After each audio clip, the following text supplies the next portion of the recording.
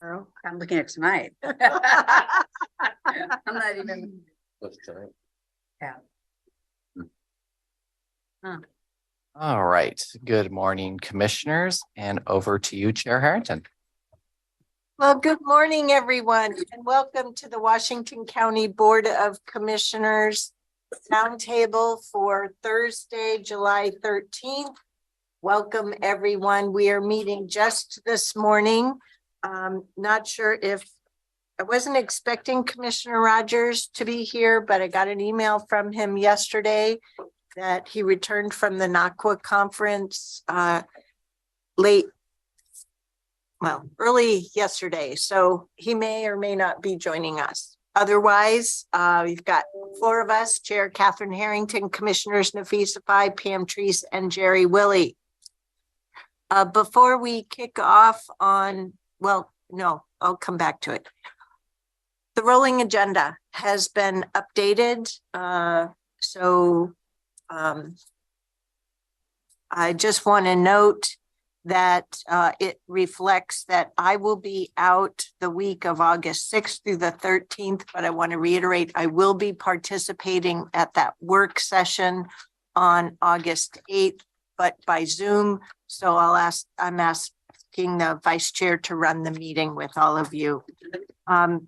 Commissioner Treese has some updated out of office info. I don't know if the latest reflects that or not, but I know she'll follow up. Yes.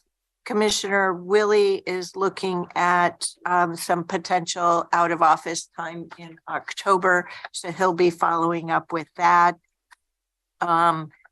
And I want to reiterate that our staff is working hard on the rolling agenda information and taking stock of those things that really focusing on a balanced budget and problem solving. We all were mentioning, we'll get to that in second half. We'll get to that in second half. So they're regrouping this summer, and we'll have information for us in our no later than our September roundtable packet. And I also want to reinforce our September roundtable is not on September 7th, but rather the 14th.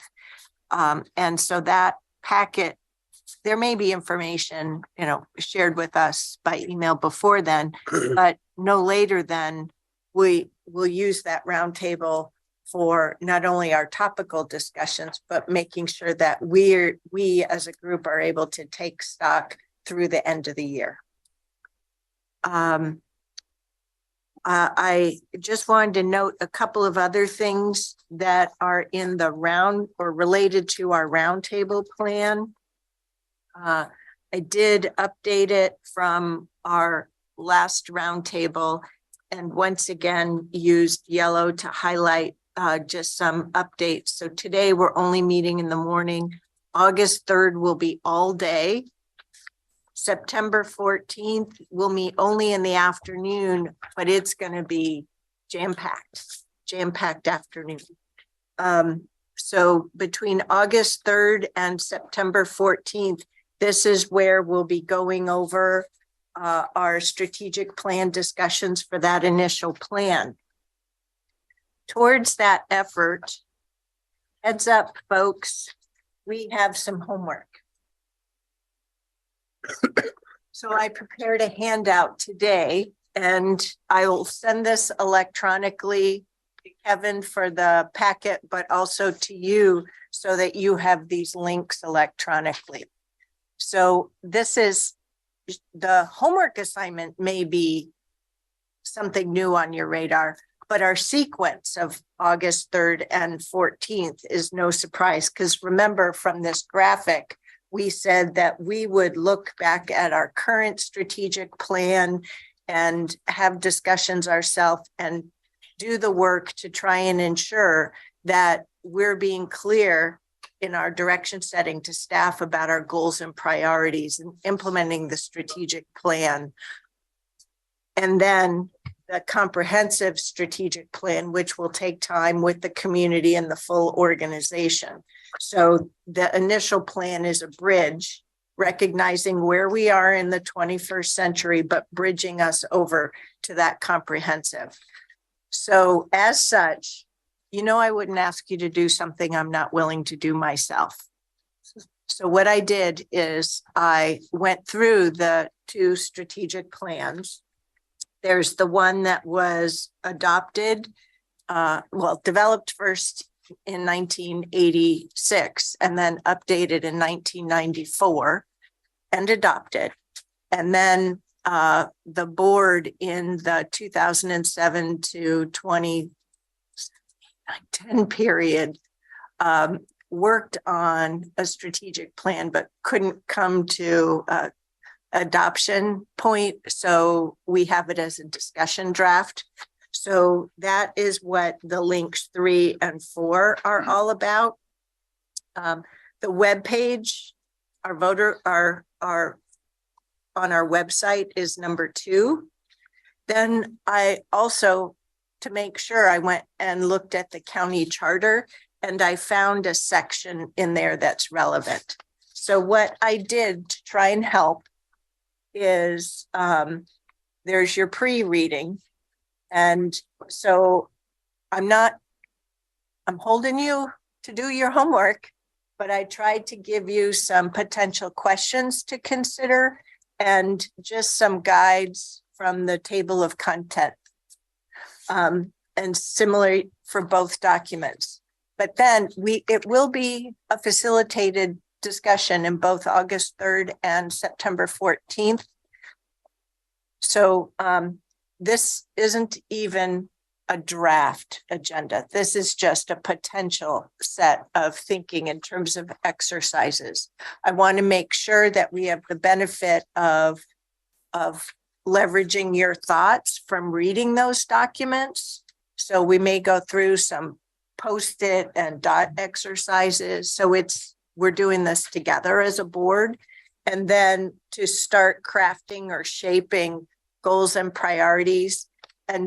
But that'll be really early information, and then we'll come back to that in that September 14th meeting. Now that first August 3rd strategic plan discussion is the first of 2.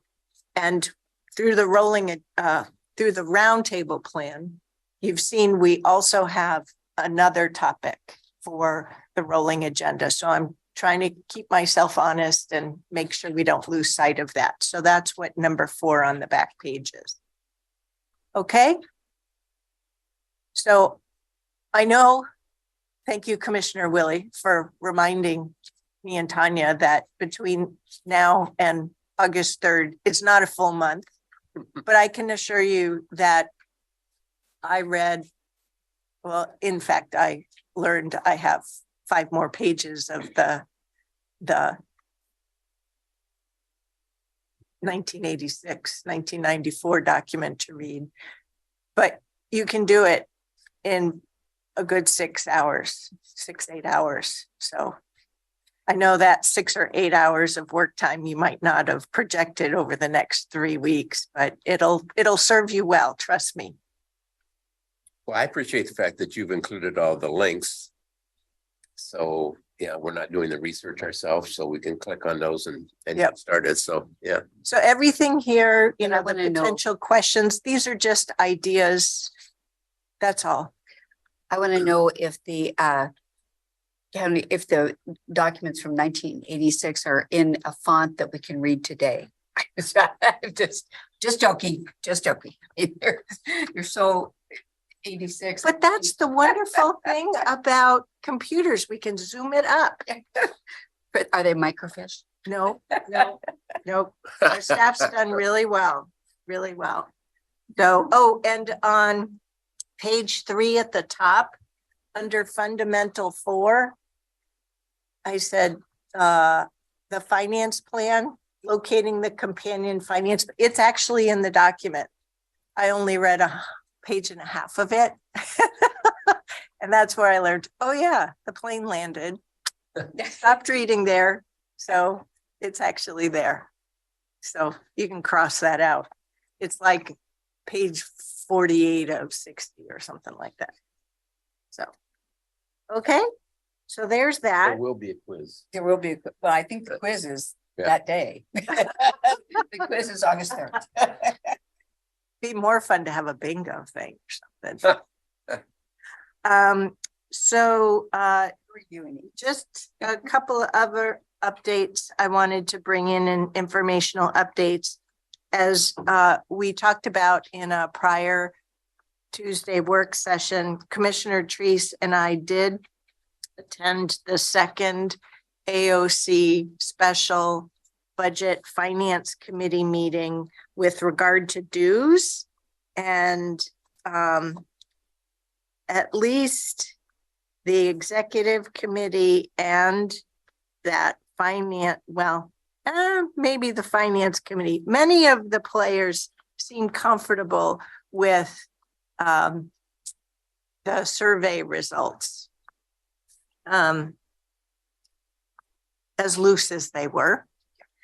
Commissioner Treese, as the AOC District 8 rep, continues to have her role on the Budget and Finance Committee meetings. I'm a little skeptical. Craig Pope from Polk County. I always have to work on that, sorry. He and a couple of other, another commissioner from Crook County asked to meet with me and their county administrator. They're quite surprised that the five more urban counties that are really carrying the AOC budget are willing to live with dues increases between 3% and 5%. And I said, well, we may not be able to afford our dues next year. So I'm not comfortable with your assessment that we're saying we're absolutely comfortable with that in years ahead. So work continues leading up to the annual conference in November. So we'll have to pay attention to how the AOC budget is forming up and making sure we're getting the value for the dollars. And I remain convinced that participating in AOC has value for us, but we need to make sure that the work is ensuring that we're working on common issues of mutual interest and not working against one another. And that's the point that I'm not convinced of. And I'm also not willing to continue to pour more energy into AOC. Because I just don't have it. I love this job. Our hands are pretty full. So there's that. Commissioner Treese, do you have anything else to add? No, the AOC, I'm just sending a message to Megan right now about that. But the AOC meeting on the 27th, I've told you, I'm not going to be there personally, but I will be prepared and present a work with Sushila. And I always appreciate the fact that even though you're not on the budget committee, that you're willing to sit in on those meetings. So thank you for that. Well, I don't currently have it on my calendar because I haven't seen an agenda that would tell me that they're having an active budget and dues conversation. Mm-hmm. So I'm comfortable that the vice chair for District 8, Commissioner Jayapal, would attend. If she's not able, then let me know and I'm willing to be a backup. Well, there's a couple issues too that are outstanding. I had made a request for AOC to provide me and others with a display, whatever they feel comfortable with, about what the increases have been for all counties. So we can look and see what that looks like over time. Yeah. And I haven't received that yet. So there's some pieces that are still missing.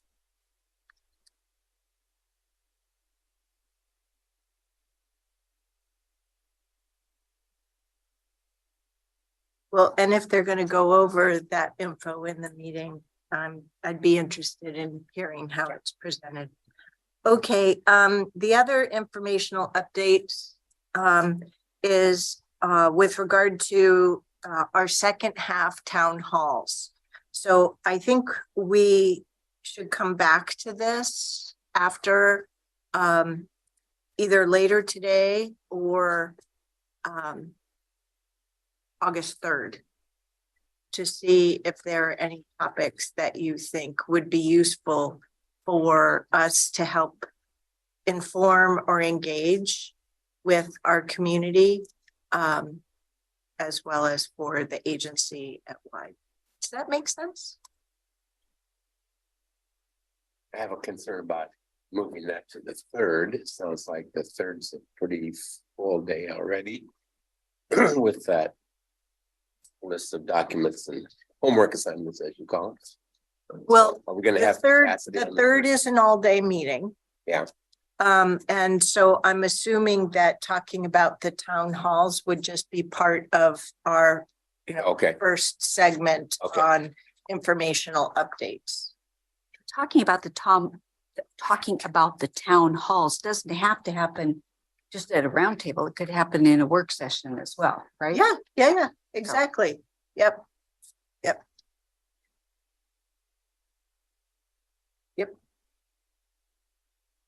Let's see, what else did I forget? Yep, I got it down here on the roundtable plan. Look at that. I wrote down some potential ideas, community training on SIP 101 and other ideas. Yep.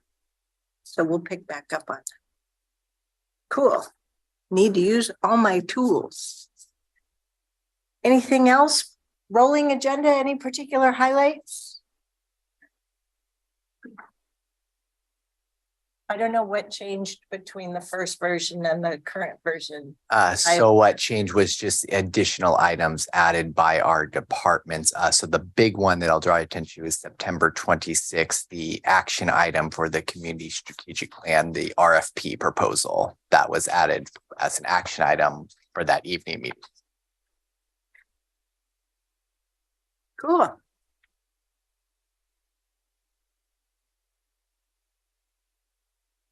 I'm looking forward to not getting on an airplane in September.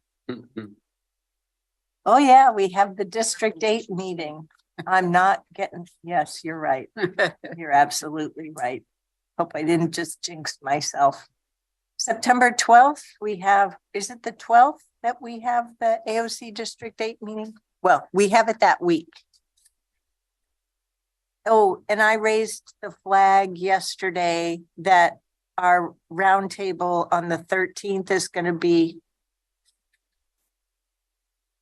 14th. September 14th is going to be a long day. And currently that CWAC, the board of directors, CWAC event is planned for 5 p.m. And I'm like, that's a little bit too tight. So Mark, Daniel's going to connect with you on that. So, because we need to make sure we're successful with the 14th, because that's only a half day, only in the afternoon. So, all righty, onward how we go. Has anybody got anything else? Chair, I can ask a question. Yes, of course. So on August 1st, on the rolling agenda, you'll see we have consideration of potential ordinance codifying county council procedures. Mhm. As I've thought about this, and I apologize, I didn't get it done, and it was supposed to be done in July. That would be an ordinance. It would require 2 readings.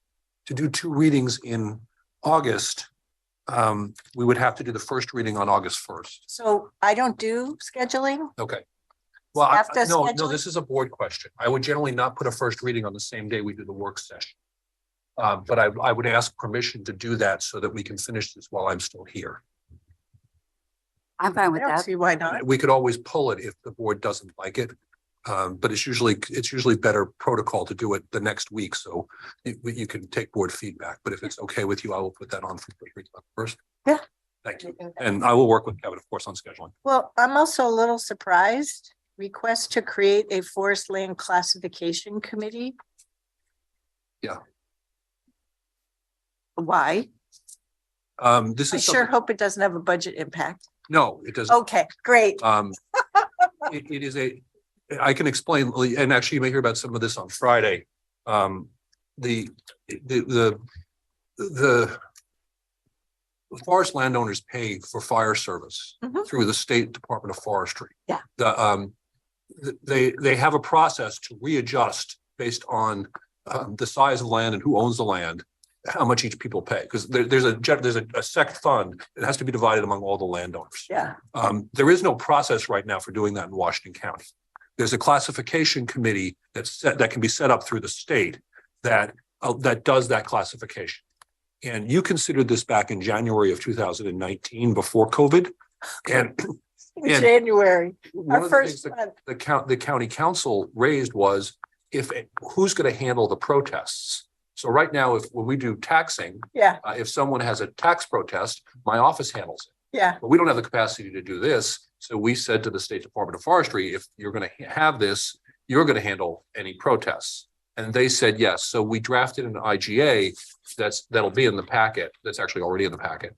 That'll have them responsible for defending any protests from the landowners. but we have to have, is it a county committee? It is a state committee, and the reason for the county doing it is you then have the ability to select, I believe, 2 of the members. There are statutory members that if the county does not do it, then the State Department of Forestry does it and they select. Got it. But so this is just a work session discussion. So we're not going forward with anything yet, but it's the opportunity for the board to be involved in selection of the people who will be deciding who pays for what in terms of fire protection for forest lands. Well, and so what we're seeing here is my sensitivity to things coming to us post-budget, making sure that we don't have personnel costs or materials and services costs. That's all. Okay, cool. I look forward to learning more then. Great.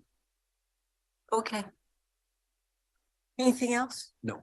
And staff, there's plenty of copies in the of the handouts in the back of the room. If you want a copy, they're there. Okay. So we can move on to our next topic, reflections of the board on our FY24 proposed and to adoption budget process. Thankfully, our county administrator is way ahead of us on this and sent us a useful email late yesterday. Don't know if everyone's had a chance to see, to help prime the pump for our discussion. What went well for the budget development process? What financial planning information was helpful? What didn't go well or was not useful? For my own questions, I have a variation on that one, is what was hard? It still went, it was useful, it was just hard. So I'll add that as another one, at least for myself. What ideas should be considered for the FY25 process? And what are financial policy and or program discussions you desire in the FY25 process? And it looks like we even have Post-its for this, or that's what I call those things. Those are giant Post-its. Yes, posters. Yeah, and Chair, and at each of your workstations, there are actually Post-its, and if you didn't bring a writing utensil, there's a pen handy for you, so that we can make sure from a staff perspective that we are clearly capturing all of your thoughts and ideas on each of these questions. So do you want us to Yep. take a few minutes and write our thoughts down? And maybe we go through question by question. And so maybe taking 3-4 minutes to, we'll start with the first question, which is what went well during the fiscal year 24 development process. I can't do 2 things at once. So if you want me to write it down and say it at the same time, I need a couple minutes. Yes, we'll take 3 to 4. We're not going to start yet. Oh, okay, got it. So Catherine, you're referring to a document with those questions. Where is that? An email from Ms. Angie Wednesday, July 12th at 4:58 PM. Okay, And Jerry, we'll walk through each question. So the first one is on the post-it in front of you. What went well during the fiscal year 24 development process? So that's the first question.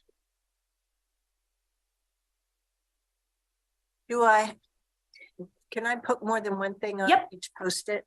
there. Can you define the development process for me? What do you mean by that? Ahead of the budget meetings or budget? All meetings? inclusive. All inclusive. Okay. So it can reflect on, we've had many roundtable discussions with your board on budget Mhm. transformation, deep dive into different service areas to budget committee meetings, the full process, what went well. Okay. Thank you.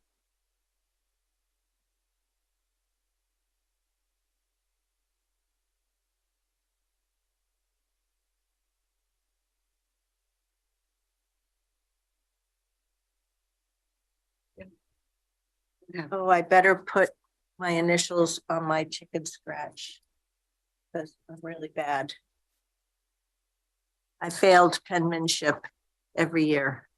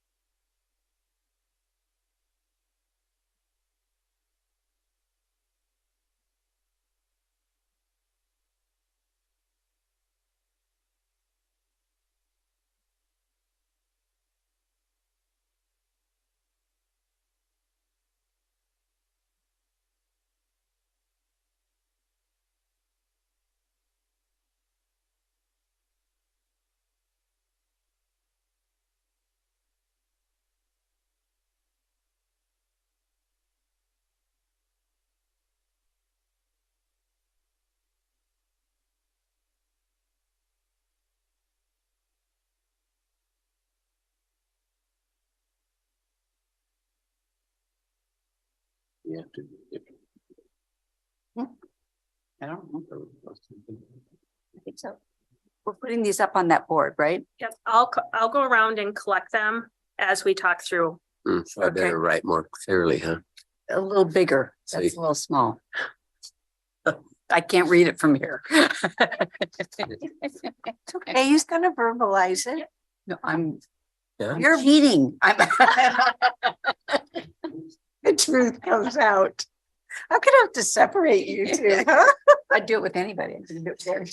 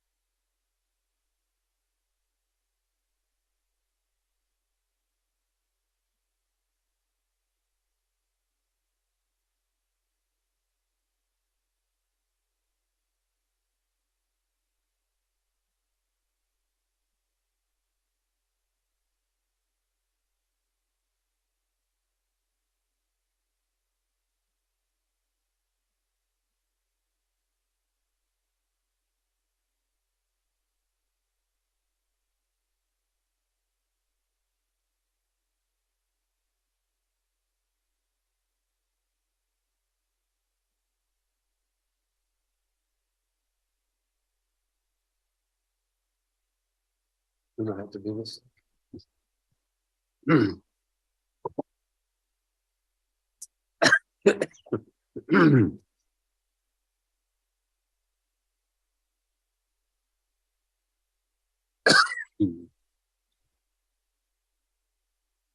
Okay.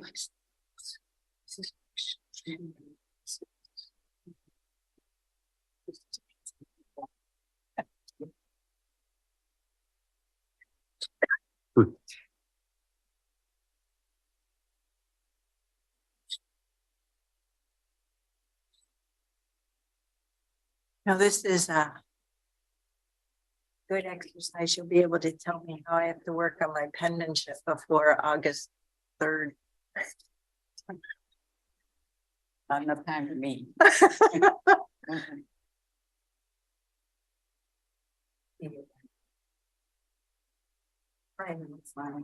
We'll take about 1 more minute and there will not be pens down. This isn't a test, so you can continue to add as we work through each question.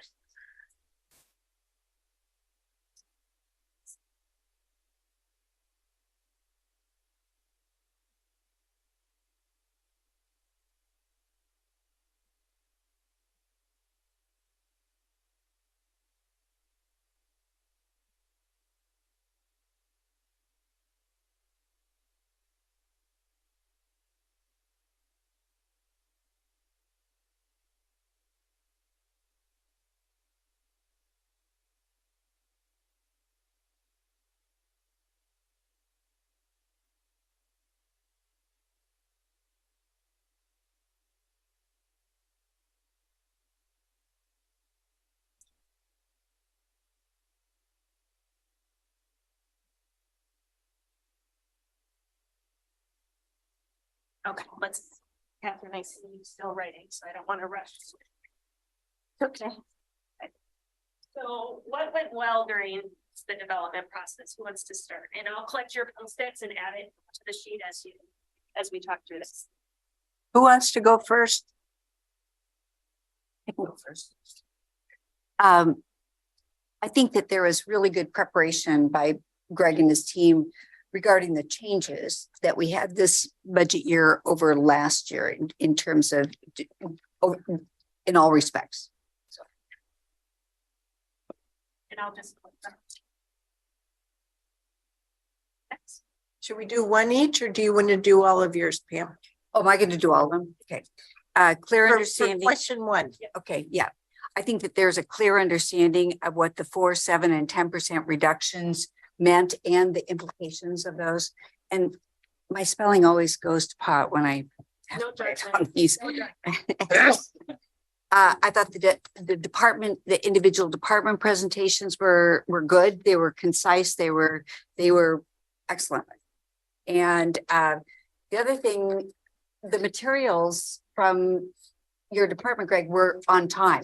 They were available and they were in good shape, so to speak. So thank you for that. And I thought that the scheduling for the budget meetings was much better than last year. We didn't have those big gaps and it made everything go much smoother. So those are just off the top of my head. Thank you. Who wants to go next? I can go. Just make sure you got your mic for the recording. Yes, absolutely. Thank you, Chair. I'll start with along those lines, understanding better, Greg's vision of being able to assign or separate departmental spending. I thought that was really clearly defined and it was very helpful to understand why we're doing. And one of the things I appreciated, Greg, was how we're going to do it. It wasn't just because of why. So it felt like it was a good planning process for the next budget. And then the other thing I only have to for this question, and that was I appreciated, Tanya, you and the staff's availability to process and answer questions regarding the projected budget related issues, not necessarily the budget, but where the county is, where we're trying to go. And to be frank, you all, I feel like we're honest about some of the budget related issues. There was no sugarcoating. I appreciated that. Thanks. Who'd like to go next? I'll go next. Town hall engagement. I thought one we had particularly set up February 2024, where, no, 2023. I'm confusing my years. For the community, talking about budget conditions was a really good setup. Another thing, going through the board guiding principles and priorities to help the agency problem solving. I really appreciated all of the staff problem solving. It was a one Washington County approach. It was just tremendous. So kudos from the top all the way down and back up. I really appreciated the employee forums and I recognize it wasn't just those meetings, but there were regular email and department manager communication all during the process that I think helped serve us well. CAO outreach, including to CBOs, city partners, and service district managers, was stellar. Great. Engagement with the board all during the process. We were on the journey with you, though the problem solving process that staff went through was far more arduous. I recognize that, but you made sure we had a level of awareness, and that included Ms. Angie sharing that process with us in our one-on-ones as well as in our group meetings. I only said engagement with the board, so I verbalized a lot more. The amendment process I thought was good. It was open. I know I tried to make sure that if I had an idea that I was held accountable to not only what money I wanted for what money was required behind an idea, but where was that money going to come from? So it was balanced. The staff problem solving one Washington County, I already said that. So lots of things. Thank you. Jerry?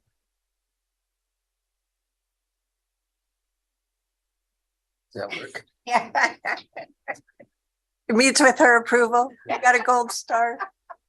There's some cheating going on. Well, It's Not a test. Oh, it always is. Come on, it always is. All right, Catherine. The competition between these two is never ending. Well, it's kind of, this is reflective, of course, so I have more things down for what I'd like to see in fiscal year 25 than I have for went well, because I think we heard No getting. really good. Thing. Okay. So, but no, this is inclusive. This is all inclusive in here. Yeah. But we're going to get to that question. That's why too. we have each question at a time. What I thought we did well, and that's an all-inclusive we, was attempted to really communicate to the budget committee and to the general public a little bit better understanding of the budget, how to read a budget page. And I think in doing so, we tried to at least shine a light on the difference between general fund and special funds and those things. In that, we kind of opened up a little bit of a Pandora's box of more stuff that we probably should look at. How do we communicate? Because just from my accounting background years, I try and sometimes dumb the subject down. And I think we attempted to do that this year, but I think there's a lot of government vernacular in this document that just plain is hard to understand. And so we could do a little better job of that. So anyway, what went well was I thought we did a great job of trying to educate the budget committees and on how to even read a budget page. So Is that your post-it? yeah. And then it says what Pam, Nafisa, and Catherine said. Oh, okay. No reason to report. Keep that. No, your opinion matters. Especially when the face is done. Especially when the. Could have put a little asterisk by yours. So, Thank you. yes, Thank you yes. very much. During your colleagues' discussion, is there anything missing that wasn't mentioned that one well? Oh, a lot. Yeah, a lot. I would Yeah, agree. I would And, agree. you know, the big thing is just Greg, your staff the amount of work that they did and the way that they did it under pressure and with limited staffing, I think was outstanding. I mean, that's amazing. Then you also look at the staff response through all the departments was also very positive. And given the fact that we were in a 4-7-10 type of scenario, I've been there many times, and more often than not, there's been finger pointing across, well, how come I have to do this when they're not? What's going on here? And that didn't happen. And I think you said it when you talked about the one Washington County approach. But that's what I would really underscore a lot is that that approach. Well, and here's something that I didn't put on a post-it, but I'm glad you brought me back to the question. Because I want to underscore that because of the scope of the budget and having a limited time to read it, I read it both electronically and in paper so that I'm able, it's just part of the process that I use for internalizing and figuring out where I need to spend more time and where I have questions. That puts a burden on staff, right? To get the document printed to us. And I just appreciate the effort towards that. So I don't take for granted that they're doing both the electronic and a hard copy version.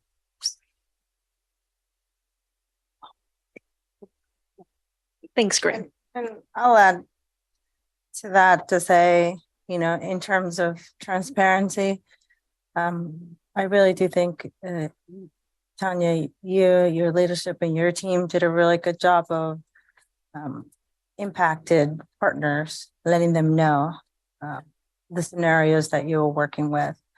And I think that translated to those partners then reaching out and meeting with us and especially just talking through how they understand where the county was going. It wasn't like, we hate this. It was like, we understand. So I think I commend the staff who send that message to the community to understand where the county was going. Okay, let's move on to the next question. Unless there was anything else on this. Okay.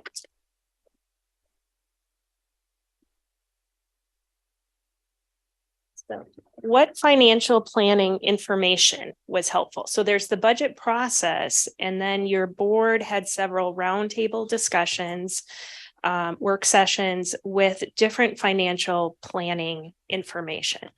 So Jerry, you had talked, or Nafisa, you had mentioned cost allocation model and the change in how internal service costs. But what other board information sessions were helpful to you?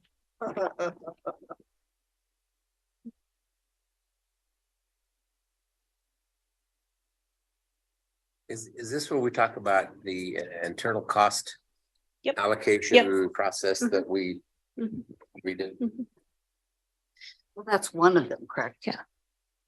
And from a staff perspective, why this question is helpful for us, it'll get to looking at next year, but the what was helpful, why was it helpful, will help us best equip the board with information and facilitate discussions. So what didn't go well or was not useful, will that be the second one?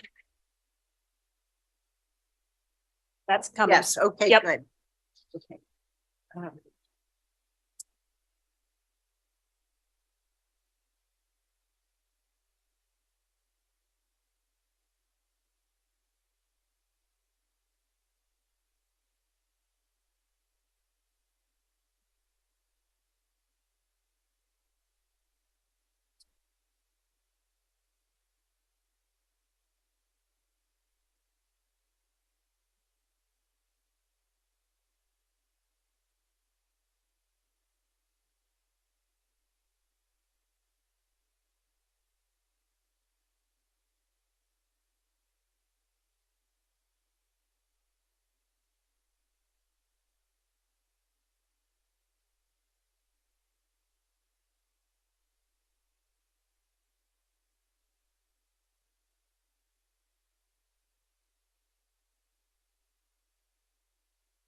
I love this job.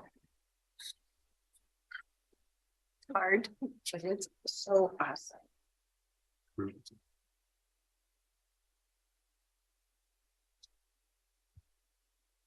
Very well said. Great.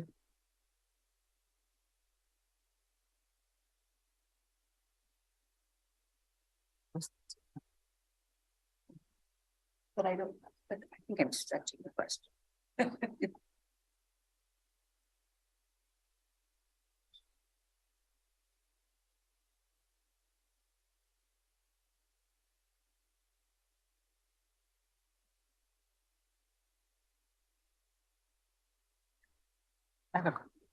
May I ask a question to you, Tanya?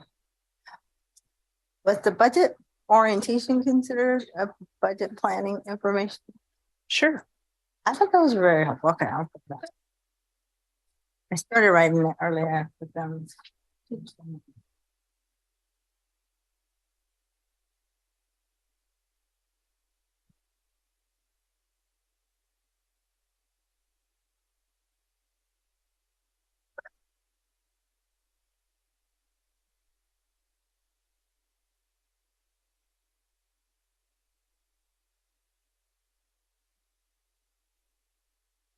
Okay, who would like to start?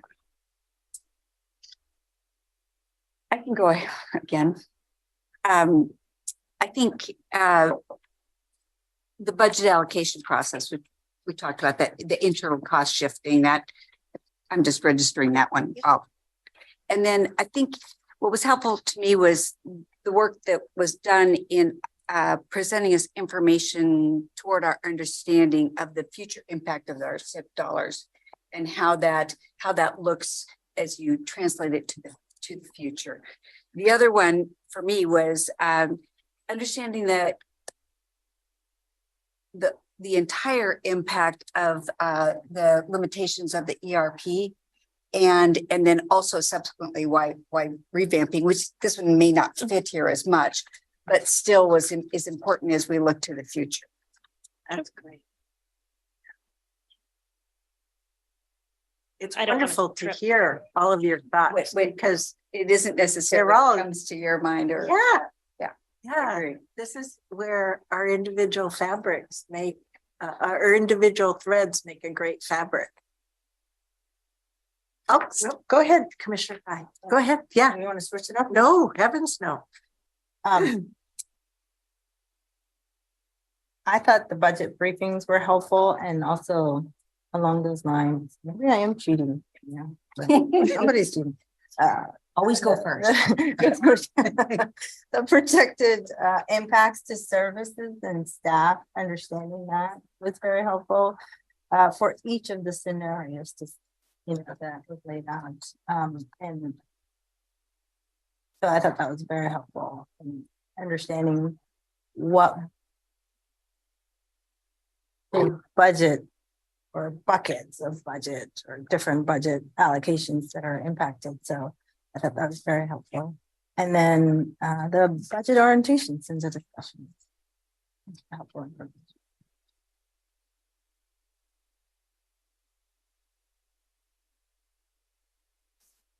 No. Finance is not boring. Finance is really interesting. So this falls under board work sessions and one-on-ones. Really great. I learned a lot. There's a lot to learn. It's really cool stuff. The CIP development, really awesome. The mission critical building revealing, and then the engagement process that we had. Remember the 48 million, the 35 million. Haven't forgotten that. Yeah, I mean, really awesome. I mean, who wants big problems? But we're all here to solve big problems. So, and you've done really well organizationally. Thank you. Be brave. ARPA planning and decision-making process, another really powerful plus thing. I only had one thing that seemed really hard with regard to financial planning, despite our best efforts with communication, and there was a lot, right? Some CBO leaders, this is my opinion, still deny our role, you know, what county government does and our facts, and want or expect that county government will solve their missions. And it's like, whoa, that's not our role. We can help partner, but we don't own all of that. So we've tried to be clear on that, but just revealing. So thank you. Commissioner Willie, any thoughts on this one? No, I wrote down just two things, the internal cost allocation explanation and process. I thought that was really good. We could probably do a little better job of more granular, but for the first year, I thought it was pretty good. I mean, you and I had a couple of sessions on that to go through that, but I thought that was really good and something that was very necessary moving ahead. The other is the revenue projections that were provided, so we can see into what's coming down the pike, tax collections, SIP, like you pointed out, gain share, all of those other MSTIP, all those kinds of things that are out into the future. We need to know what that looks like. So, and you provided that a good shot on that, Greg. So that was, I thought that was important. Is anything missing that you'd like to add? I still have more to learn.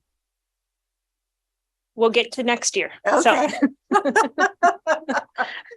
Okay. And I think what's also helpful is your interest and enthusiasm to learn and understand what our staff is facing. Not every county commission across the state works as well as we do. So thank you for your engagement. I really appreciate it. Makes my job more fun. Fulfilling, fun, whatever grown-up word I'm supposed to use. You know, I'd like to take that just one little bit step further, and that is that I appreciate the commitment that each one of my fellow commissioners made to the process, being there, engaging, taking positions, representing your viewpoints. You know, that's I think a healthy situation. So when I look back, I don't have regrets about that. What did not go well or was not useful? Does anybody need a little time to fill out some Post-its? Okay.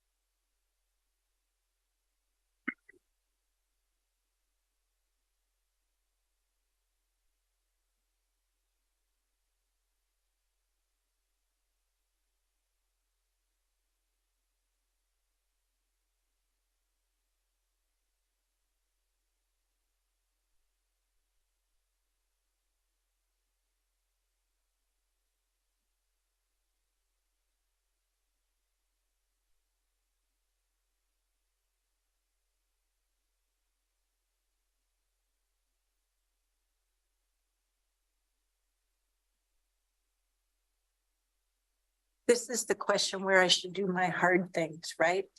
Yes.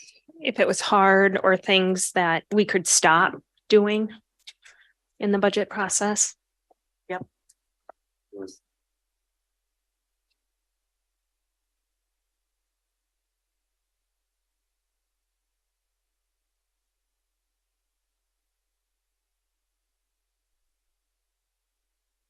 That's.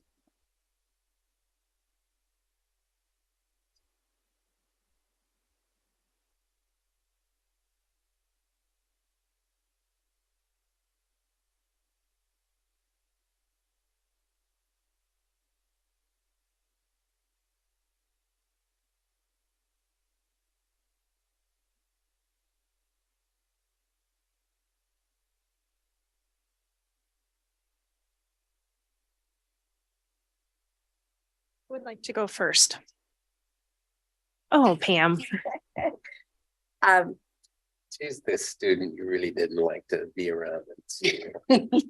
Remember, she's got to cram 36 hours into 24. That's my job.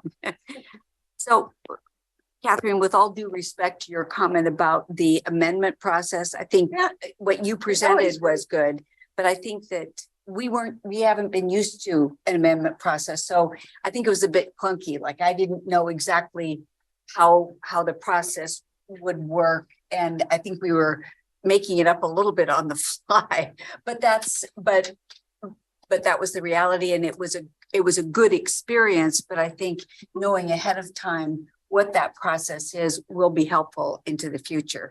The other thing that's not really, it's over here a bit, but I think that Catherine and I have experienced this, that there are other groups, and the group that I'm thinking about primarily is ACRE, in relationship to the budget process, and how does that dovetail in with what their expectations are. So it's just something I'm going to put up there saying, you know, I think we need to work on that. I don't know that it fits into the ACRE charter and the ACRE work, but it's something that I believe we all need to be involved or aware of as we move through the budget process. Then the other thing that kind of bothered me a bit, and it wasn't that the budget, one of our budget members voted against the budget. That's fine. That the vote didn't bother me. It's the fact that it surprised me and there wasn't much interaction around what that person's position was. And I just was uncomfortable with the fact that I don't think I'm alone in having missed or being surprised, missed what the input was or being surprised at the vote. So I felt like that was, and I'm not sure what we can do differently other than to maybe call out each person and say, do you what are your thoughts here? And we don't do that during our budget meetings, but I was taken aback, I guess, by that. I'd like to go next. I go. We'll just keep it rolling. Same order. I want to do what Commissioner Willie did earlier and said about the amendments, what Pam said on that. She cheated off my notes and your notes. Oh. And her idea. So I'll just save posting it. And then the thing and this is not a criticism, but it's sort of like a hindsight. And I think in hindsight, I predicted we could have anticipated the community members on the budget committee and perhaps created a backup plan to address quorum issues. And a model that came to mind when we were going through that issue was the salary commission and how they had an alternate person in case there was so perhaps we look into something like that, that if the 5 members aren't available to complete, we have an alternate that can step in. I don't know what that looks like to you, Greg, but this is just sort of a hindsight, having that quorum issue of what does a 2/3 look like? I had to look to the chair and write it down like, oh, okay, we need this many to pass anything. And I also do think to commend the chair on especially the member that voted no. I think it was the chair's question that teased it out, why that community member voted no. So I do think I agree with you. Perhaps a bit of a discussion, not from the commissioners, perhaps the staff. I don't know. I don't mean to create too much work, but I do think we have to engage the community members because I think us are invested in this because this is our job, and the community members. You know, we come in with like our agenda, and I think the community come in the agenda of doing good for the community of Washington County, the 600,000 plus people that live here. So bit of engagement just to say, hey, anything I can answer, just a quick touch point, not too much, but will be helpful because it was not an aha moment, but I was very grateful the question the chair asked to tease out that If person. they could leverage off of that. My recollection of what that person said is he was interested in, it was a policy oriented decision. And I think we owe it to our lay person budget committee members to let them know the board is elected to make policy decisions. The budget committee does not make policy decisions. It's about understanding and having eyes on with regard to how we're making highest and best use of public dollars for implementing the policy and direction setting decision. And because it comes up not only with this person, but with other people, other budget lay people who are in other Washington County committees. Mm-hmm. And I guess what I was saying early on was more, I wish I'd known what his concerns were before or after the vote. That was Should my be a requirement. Yeah, I mean, that's- yeah, you have a right to vote no. Yeah. You have a right to vote course. yes with concerns, but being was on a just so public out of the body blue. means you need to explain why. We do it, we're practiced at it, but it takes a little training for our budget committee members. And budget committees are a little bit more public than other committees. So that's where, for people who haven't been working on other Washington County committees, it may seem really,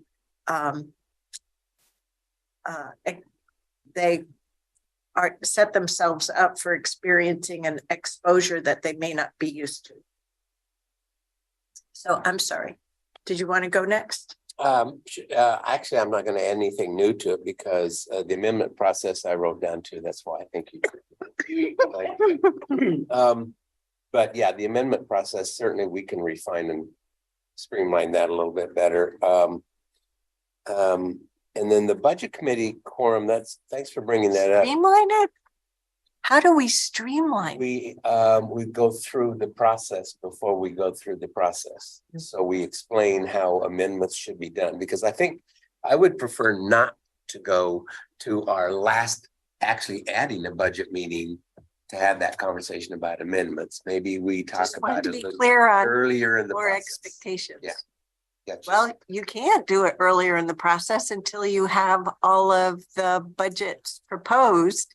And I worked with staff on the process, and what Well, the we had budget about three- committee process was. we had about 3 iterations specifically of your amendments, but your amendments was very encompassing of things that I I was was talking revealing. about. Yeah.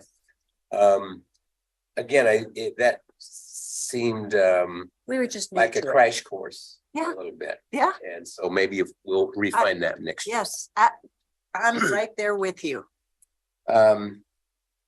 Messaging of how we got here, that's the question I continually get even after the budget season is what happened? And so maybe we did that and just wasn't broad enough. I don't know, but we need to continue to hammer home how we got here and why we're going to be there again next year, because I think that's going to be important. And then what you talked about, Nafisa, was the budget committee quorum issues we had was very frustrating to me because they weren't there and it was a no. So it was like, it wasn't a simple majority of those that were present in the meeting. It was, if you weren't there, it was a no. And so that's that part of it's kind of frustrating to me. I don't understand what you mean. If you weren't there, it was a no. Well, I don't understand. Not well, because it's a quorum of the number of members on the committee, not who's in attendance. So if there was 9 people on the budget committee, but only 7 were present, you still had to have a majority of 9. I get it. Okay. Yeah. Okay. Got it. And so that was pretty frustrating to me, knowing that, We had one member Yeah. appointed who didn't participate at all. yeah, And that caused us some difficulties. yeah. So I don't know if there's anything we can do about that, Tom. It's just law. like you State said, law. Nafisa, Well, we can. let's make sure can we have Manage our everything. membership better. That's Yeah. our role. Yeah. Manage our membership better. Well, and the importance of saying, okay, we're appointing you to the budget committee. You have you a lot have of a work over 6 responsibility. weeks. Yeah, You gotta show up. So commit. State law. Right. right. So That's not state. Oh. We'll put you in virtual jail. How's that? Or compensate. Could they be compensated? I don't know. I have to look. I don't know if I had whether this. I don't like going down that path anyway. That takes us a number of places. Okay. I, turns out, have a lot of Post-its. Which surprises me because it didn't start this long. In no particular order, the budget pages, I appreciate that in the various sections, staff tries to limit the page count to like 2 or 3. But there's white space. And the experience from not just board questions, but especially layperson's questions told me that we need to use more of that white space. Because I found in our budget committee meetings, we were answering some of our fellow budget committee questions because we had the background that isn't in the pages. And there are some pages that the numbers change, but the same text is used over and over again, and the same questions keep coming up. And it's like, come on. Okay. In the conversation, particularly when Commissioner Willie was just talking about, how we tried, but despite our best efforts, turns out I have both a plus and change kind of thing. It's not that it didn't go well, but it causes me to have a question. So our comms team, especially with Philip, Julie, and Sylvia, they did a great job with media outlets, trying to let them know, getting corrections, all of that. My question mark is, was our social media enough? And I don't mean just the agency pages, but commissioner pages as well, in terms of what we're doing, how we do it. Budget committee member laypersons missing meetings. You got to come to all. And if you can't, if you have a conflict, I mean, we have Zoom too. Well, it's not as if we don't give enough advance notice. Yeah. as well. Yep, absolutely. Hard. Uncertainty on state funding and mandates. So we had 2021 legislation that was, 2022 legislation that was effective in January of 2020. No. What year is it? 23. We're in 23 right now in August. Okay. We are living with legislation pretrial release that was effective in July of 2022. But as the budget was forming, we only had 6 months of data of that. It's an unfunded mandate. Okay, we felt it. What is the issue? I don't. Pretrial release Oh, with okay. expecting court officers Got to it. supervise people. Yep. So there's this stress and strain in our organization. I use that as an example of state funding and mandates. And the legislature was going on now making changes that's affecting FY 24. And it's really painful. We're going to learn more in the months ahead.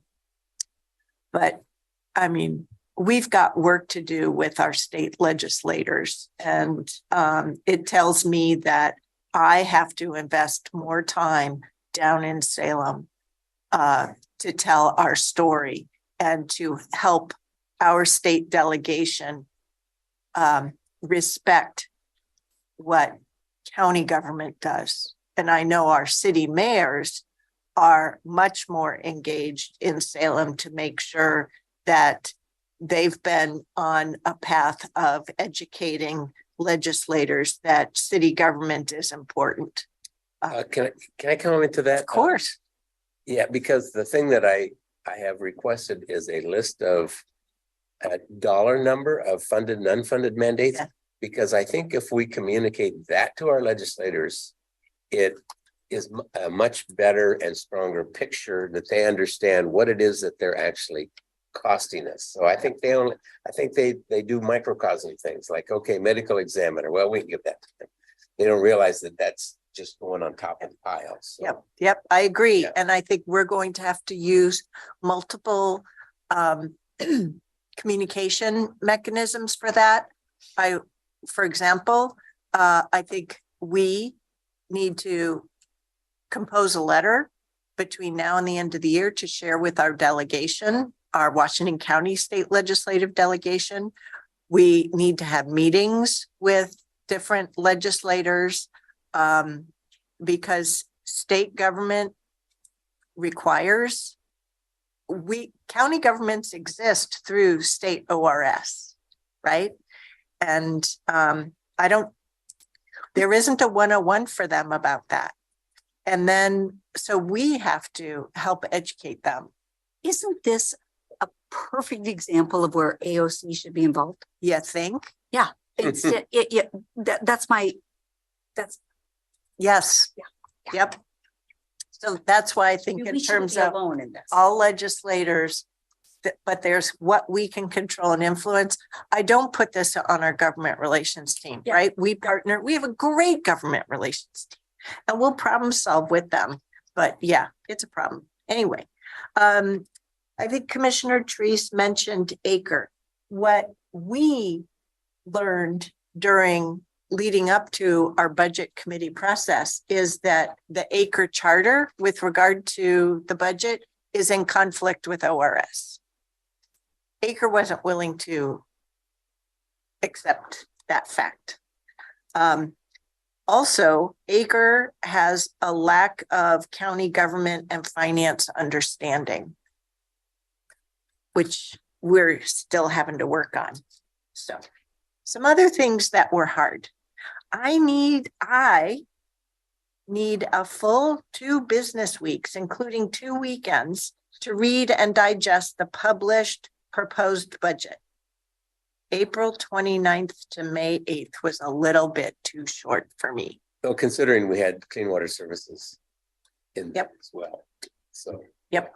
I don't know how we do that because it's obviously It's a hard. project. It is, but it is really difficult to process clean water services at the same time trying to prepare for ours. And this is where the triple stars to the clean water services team, because they put extra effort in to reduce that burden so that you get more of us, more of our bandwidth on the Washington County budget.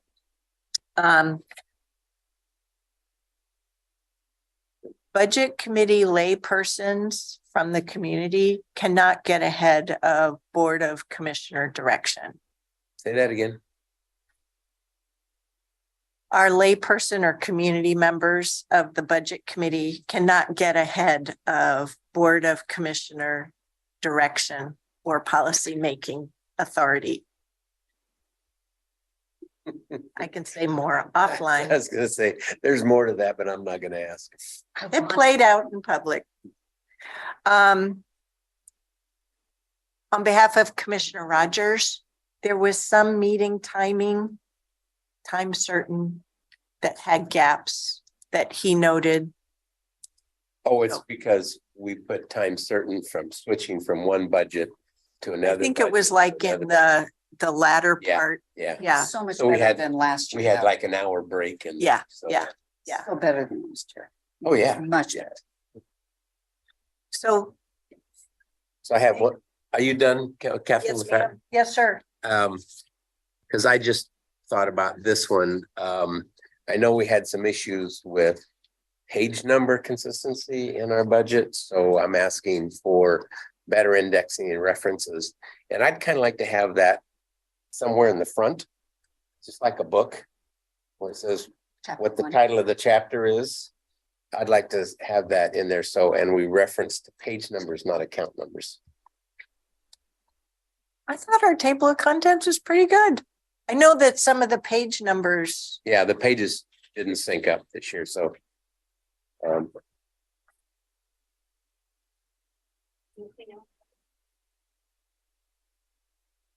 oh. Ideas. Oh, yes, I have an idea. This is my question 3, sorry. So that was reflection. Yep, That was reflection.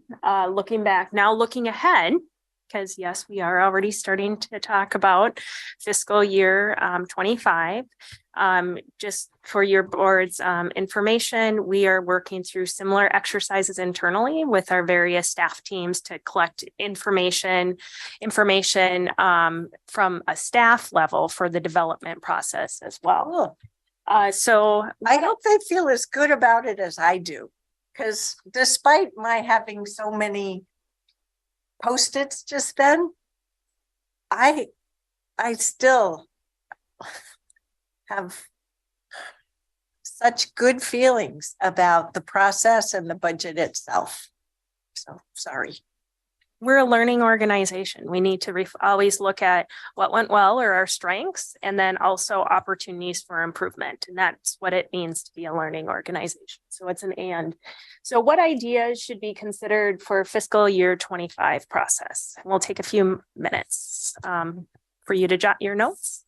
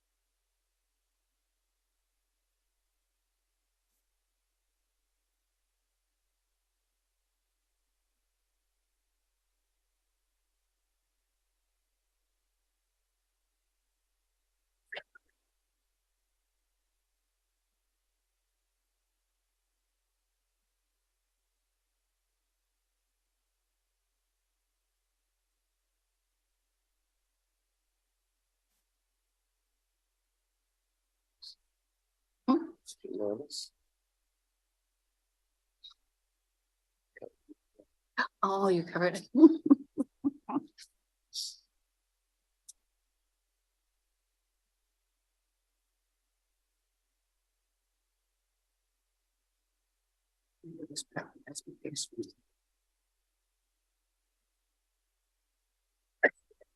How to put you?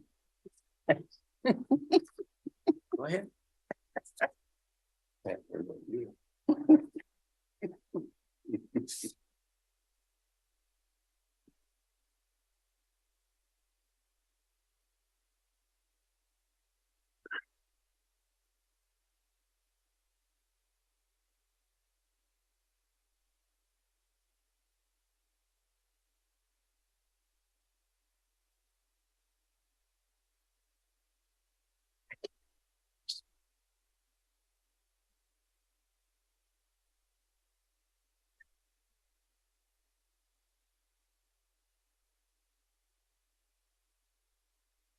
We surveying the budget committee members You mind?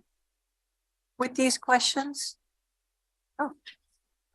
We Survey. can. Yeah, Surveying. surveying. Yep. Yeah, We can do that. it didn't dawn on me till just now.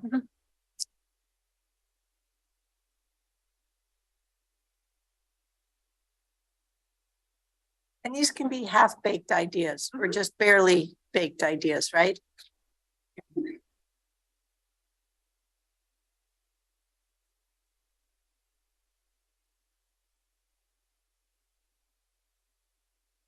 That's why it's what ideas should be considered. It's the start of a conversation. I have a silly one. Make May a 6-week month. No,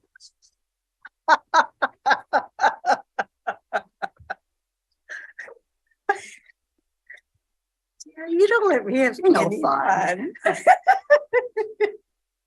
the old, we fill the space and time, so Yeah. if we give more space, we're gonna fill it. Yeah. Okay, who would like to start? I get to go first. The head view. So we had conversations, I remember, about how did the departments define their contingencies and reserves? Are there rules and guidelines for that? Because they were kind of all over the place. I think we need to talk about that a little bit more. I think we can enhance the budget committee training. Yeah, I guess I have Say some. a little bit more about that enhancements, what you would like to see. Well, that's, the next one is explain how to read the financial pages. Our financial pages are not like a financial statement. So they don't read like, this is our income and this is our expenses. And we lump a lot of stuff into single lines. And I'm not asking for more detail in that. I'm just saying we should, because we have, which I had a page, we have, what do we have? Revenue sources at the top. And then we talk about revenue again, then we talk about expenses down here. And you have to actually go in and add the numbers, the totals up to find out where it is, the income and the expense side of things.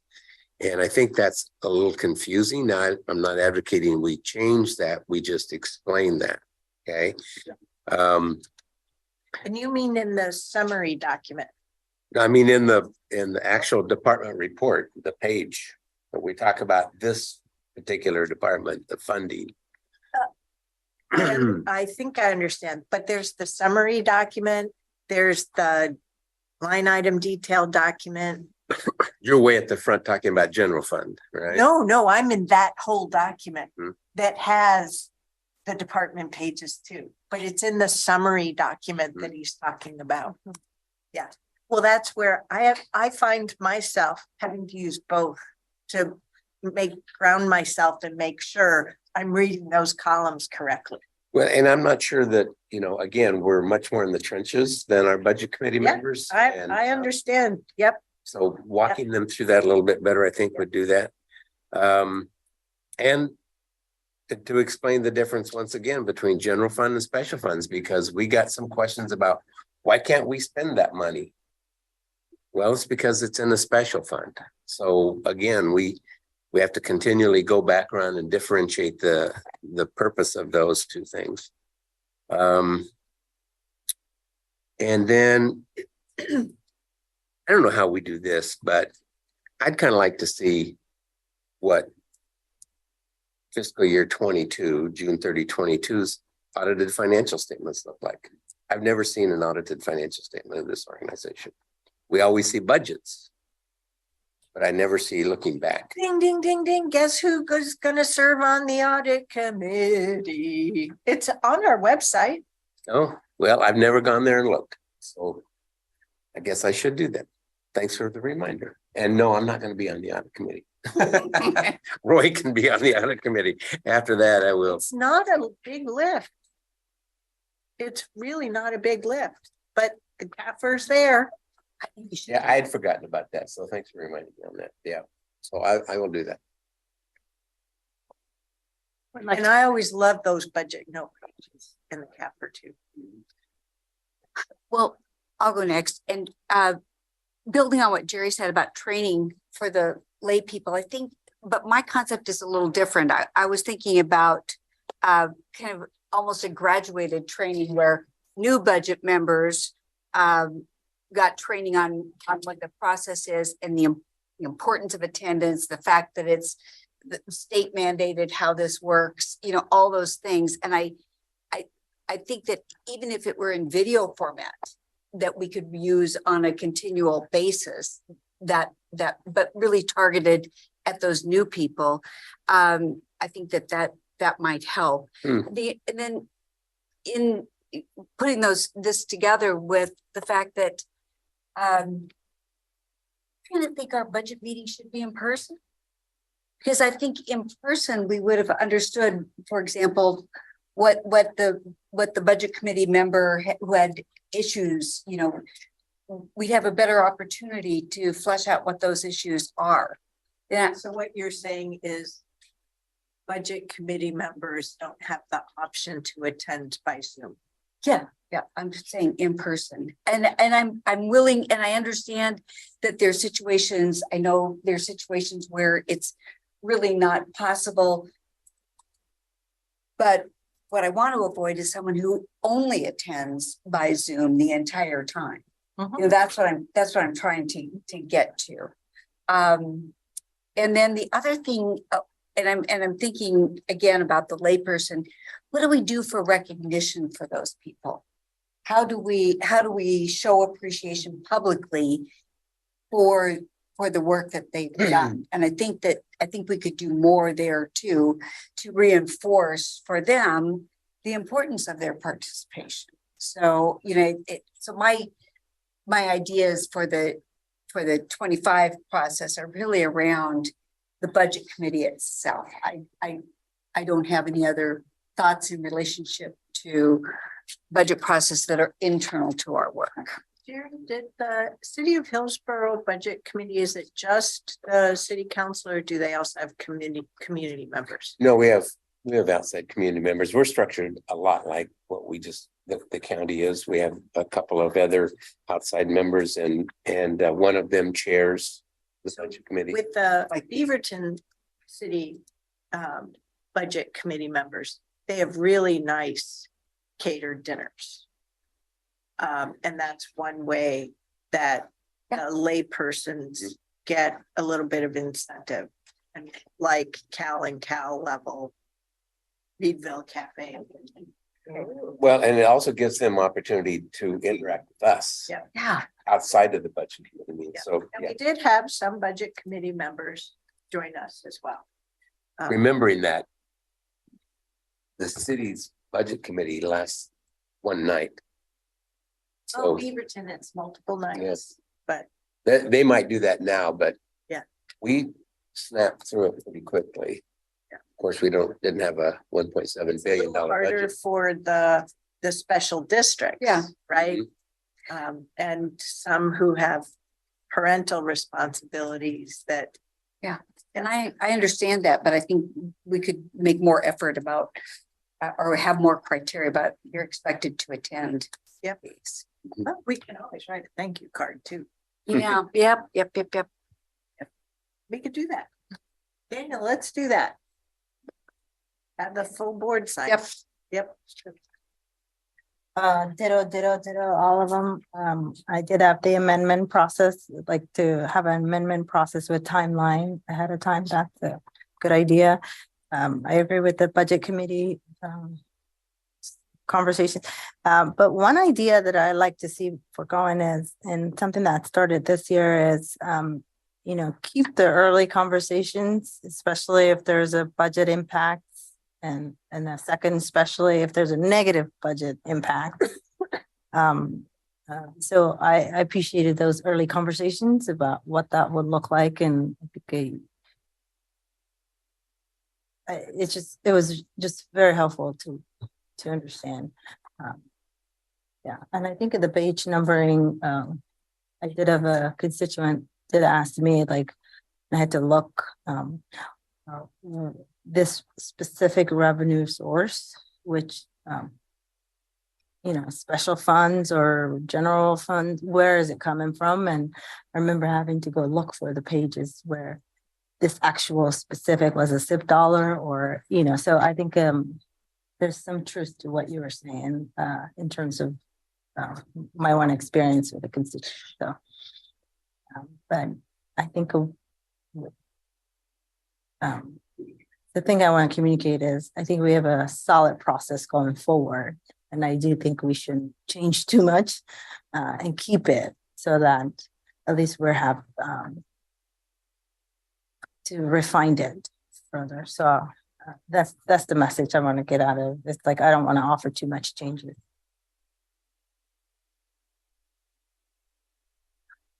So my ideas, well, I acknowledge that my expectation that the FY25 situation will be more difficult. I mean, come on, the state legislature handed us a $250,000 problem already. So my idea is, it's not a very good idea, is that we need to put our thinking caps on early to figure out. I know that the organization problem solving will go well and collaborative and so forth with One Washington County. It's building the community understanding that I'm concerned about. So,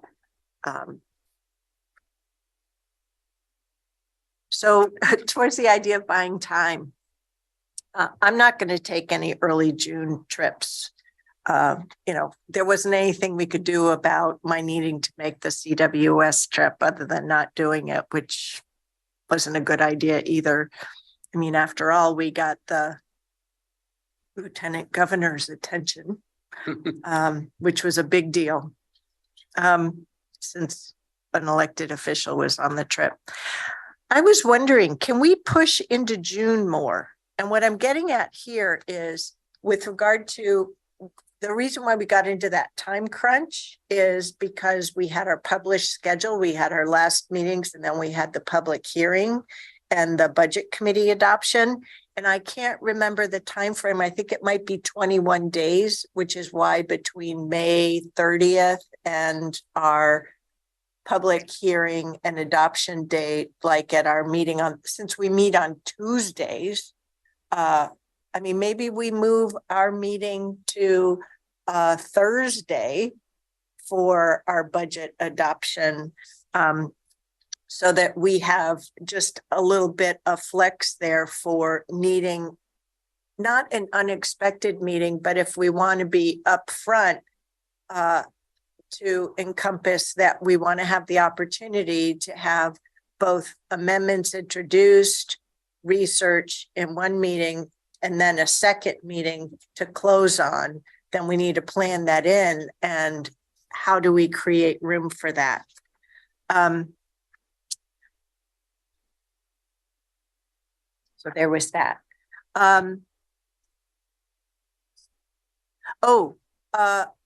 The CAO this year helped us increase or calibrate having fair time for general fund presentations versus being a little unbalanced relative to special funds.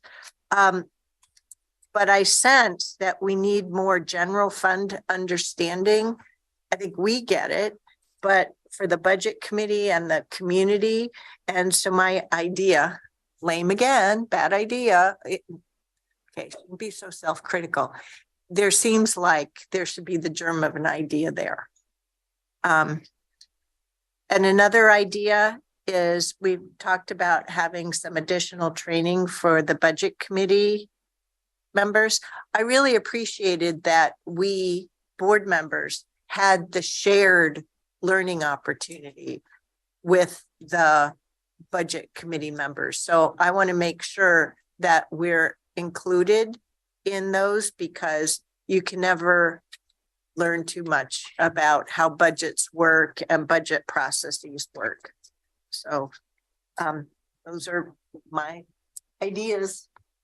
So I I have a question, and Catherine, listening to you and the discussions around the impact of state unfunded mandates. Yep. Is there any way? Or low funded mandates. Yeah. Is there any way that we can look to our Washington County caucus for engagement in our process? Now, I recognize it's at the end of the session and, you know, maybe conflict of interest for legislators, but is there any, does it make sense to have a staff person engaged in our process to see what it is, where our pain points in real time? I'm just raising the issue for trying to create that tie.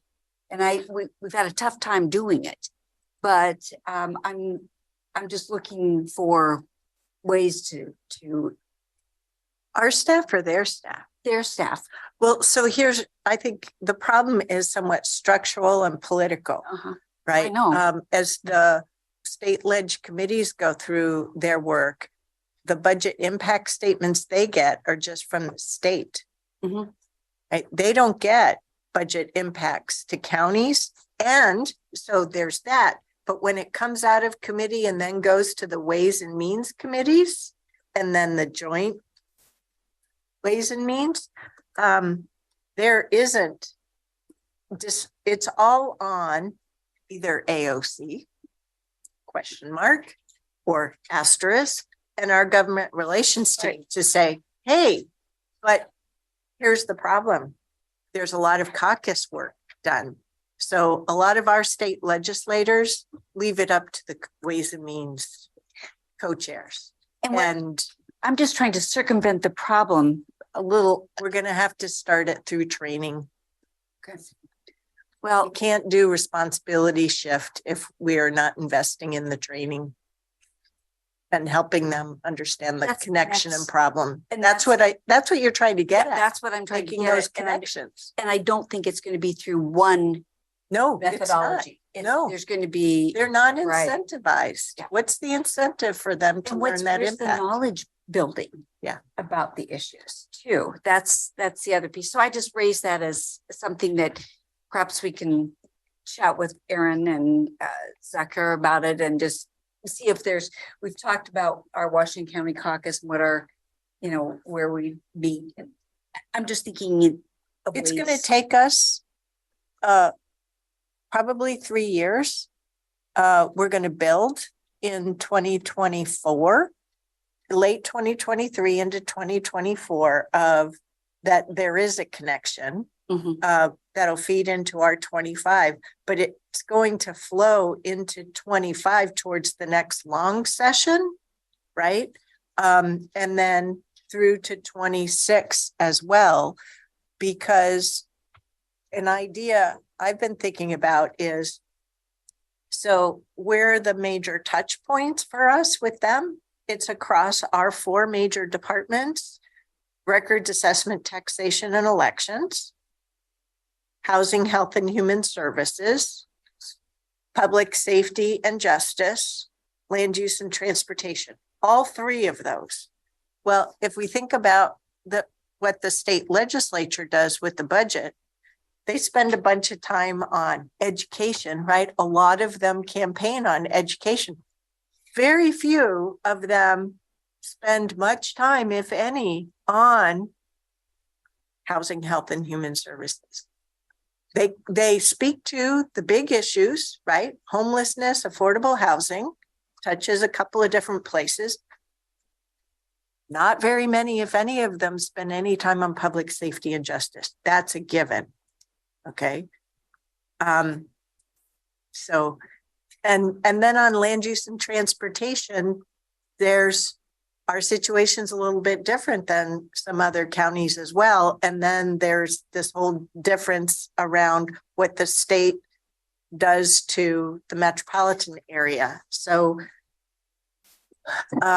sure, I want to see them do something different too, but we're going to have to start owning that story more and then stick to it over multiple years. And I don't think it's one, just one effort. There's going to be multiple efforts. And maybe Yeah. it's sending updates about where we are in the budget process and as well as having meetings with the caucus. I mean, there's just a numerous things. So Yeah.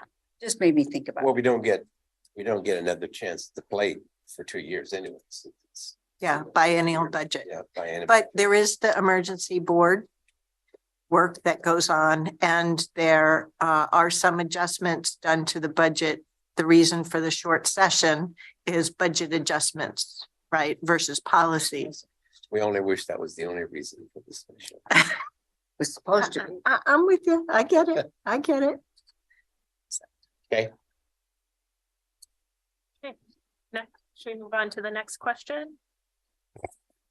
What financial policy and or program discussions do you desire to explore through this next year? So Jerry, you had brought up already looking at reserve policies and understanding.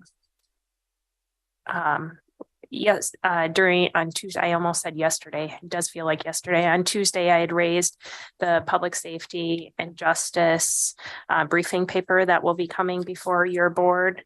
So what other aspects would you like to dive into from a learning standpoint and also policy discussions? Do you want? Well, I Post-it think this notes or- whole state responsibilities, state funding, yeah, we kind of jumped into Engagement this of the state. question unfunded 10 mandate. minutes ago, so. Well, but so we have to go through that, but we're also going to have to make sure that we have some summary information for our Absolutely. lay budget committee members, which I wasn't tracking until just now either, because it's hard. I'm sorry, Commissioner Treese, Are we doing? Yep. We're doing these guys again? I'm adding the mandates. So are we just talking now or are we gonna? I'm still gonna collect your stickies. Okay, You know, you have to fill out the homework, yeah. so we're doing homework right now. Yeah. Okay, so don't talk. Don't be getting ahead of it. That look doesn't bother me. so. I know it Yeah, doesn't. I try. Should bother you. Should.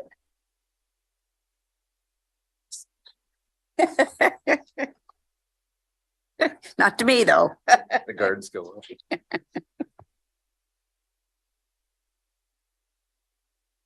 Well, I hate to ask this question. Maybe I will.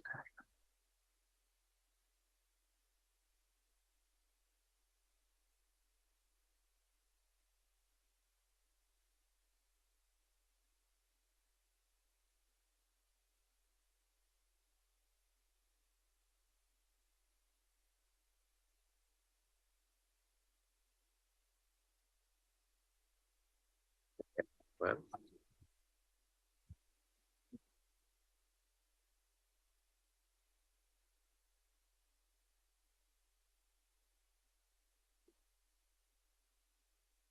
Oh, God.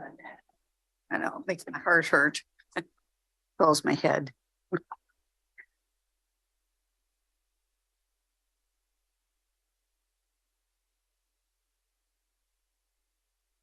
Okay, who would I'm like going this? first. That way you guys, I'll take the heat. I think we have to have a discussion on, we have to have our discussions around the library funding and MSTEP funding. That's something that we said we do. I think it's really important to have that. Yep, that's why I said I'm taking. September 14th, Okay. gonna be there. Well, I just want it on record that this is on this list. The other thing that we have to do in coordination with our strategic planning process is understand and I think quantify the impact of our responsibility to the UAA areas and how that affects our budget. 3rd, September 14th. Just Again, I agree. I I'm want just it, letting you know, it's already programmed in date wise. and I don't think it's going to be finished on those 2 days, and I don't think you do either. So, but that continual discussion as we move forward. Is that fair? I think our decision making needs to be done September 14th. Okay, put those two up. When it comes to you. Our direction. Okay, But Our direction. find what exactly that encompasses. Um, Now, you know, I mean, I wasn't asked for that right now, I'm just saying. Yeah. When it comes around to we your turn. have to be clear. I'm not saying we have to make a decision one way or the other, but we can't waffle. I would agree at some point in time, but I'm We're not gonna sure go we'll have through the information available by that early. 'Cause That's why it's a two-part exercise. will come at us pretty quickly. Yep. I am most concerned that we have this policy discussion as we are doing. Yep. Granted, this far away from our budgeting process. Yep. I think the fact that it came up in our budgeting process and was highlighted, we had the discussions through amendments, through other pieces, which was great. I like the fact that we are looking at this outside of budget as a policy issue. That's where we have to be. Yep. Anything else from anybody? You had written down the same things. Yeah, I had MSTIP, I had WCCLS, but I also had public safety funding. Are those up there? Nope, they will be in a minute. And then it's the reserve conversation. Reserves. Yeah, and that's just the reserve. Okay. I'll say I'm posted it out, I'm questioned out, but I realize I have to do Come my on, Catherine. responsibility. So, state, county requirements, unfunded mandates, and I've already typed up information. This is why I'm a little tired. Did you I put feel like partially I've funded used up- and Unfunded? No, I didn't. I only just put had partially. unfunded. I typed stuff up in the handout. So I just said, see the 0713 roundtable handout. I've used my That's okay. budget of words for the day. So there's the 22nd idea. 2024 ledge report. There's impact to records, assessment, taxation, elections, public safety and justice, housing, health and human services, land use and transportation.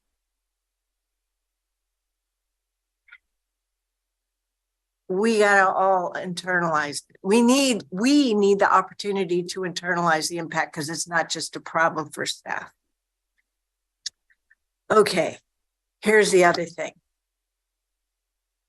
We have to have a conversation about AOC and AOC engagement specifically, because I'm not going to be the only person on this board who tells the executive director of AOC and the executive committee and the board, the AOC board of directors, that AOC has to play a role in educating state legislators on the role of county government. I don't think we're alone in that. I think we could define the messaging so we're all consistent. I would agree with that. I don't know if any of you brought it up in your recent conversations with Gina Nickel over the last couple months. I'm the last one that she's meeting with, supposedly. I haven't met with her yet. And I haven't met with her. I don't. oh, well, that I- was I'm something scheduled different for- than I was told yesterday. So Mine is, what is today? She's going to be here on the 17th and I am not going to be here. So I'm calling in separately. But you're not supposed to work on your day off. Mine is Monday. She got her birthday off. she gets everything off.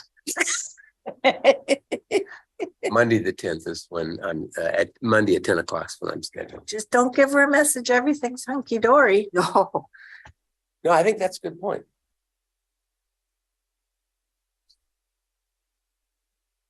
And we're relying upon Roy Rogers, staff assistant, to make sure he's got all these messages too. What did you say, Commissioner Willie? You're meeting with Gina? 10 o'clock Monday morning. Okay, mine is Monday as well. Yeah, I thought they were. 17th. Perhaps there should have been two together. Well, I think it's more effective if it's each of us individually, frankly, yeah, and with the same message. Yeah, same message. You're right. That's good to know. Thank you very much. Well, Catherine, you shared you were posted out and that's the last question. So good timing. Great.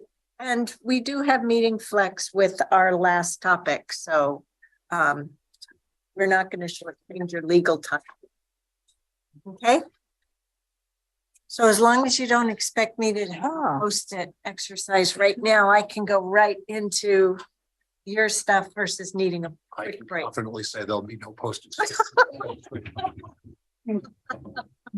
there will be posted. No, there will be no post-its. You're done with post-its. You count it down. Okay, so we're moving on to topic 3, board and commissions, not commissioners. My typo, probably. Time. Thank you, Tom.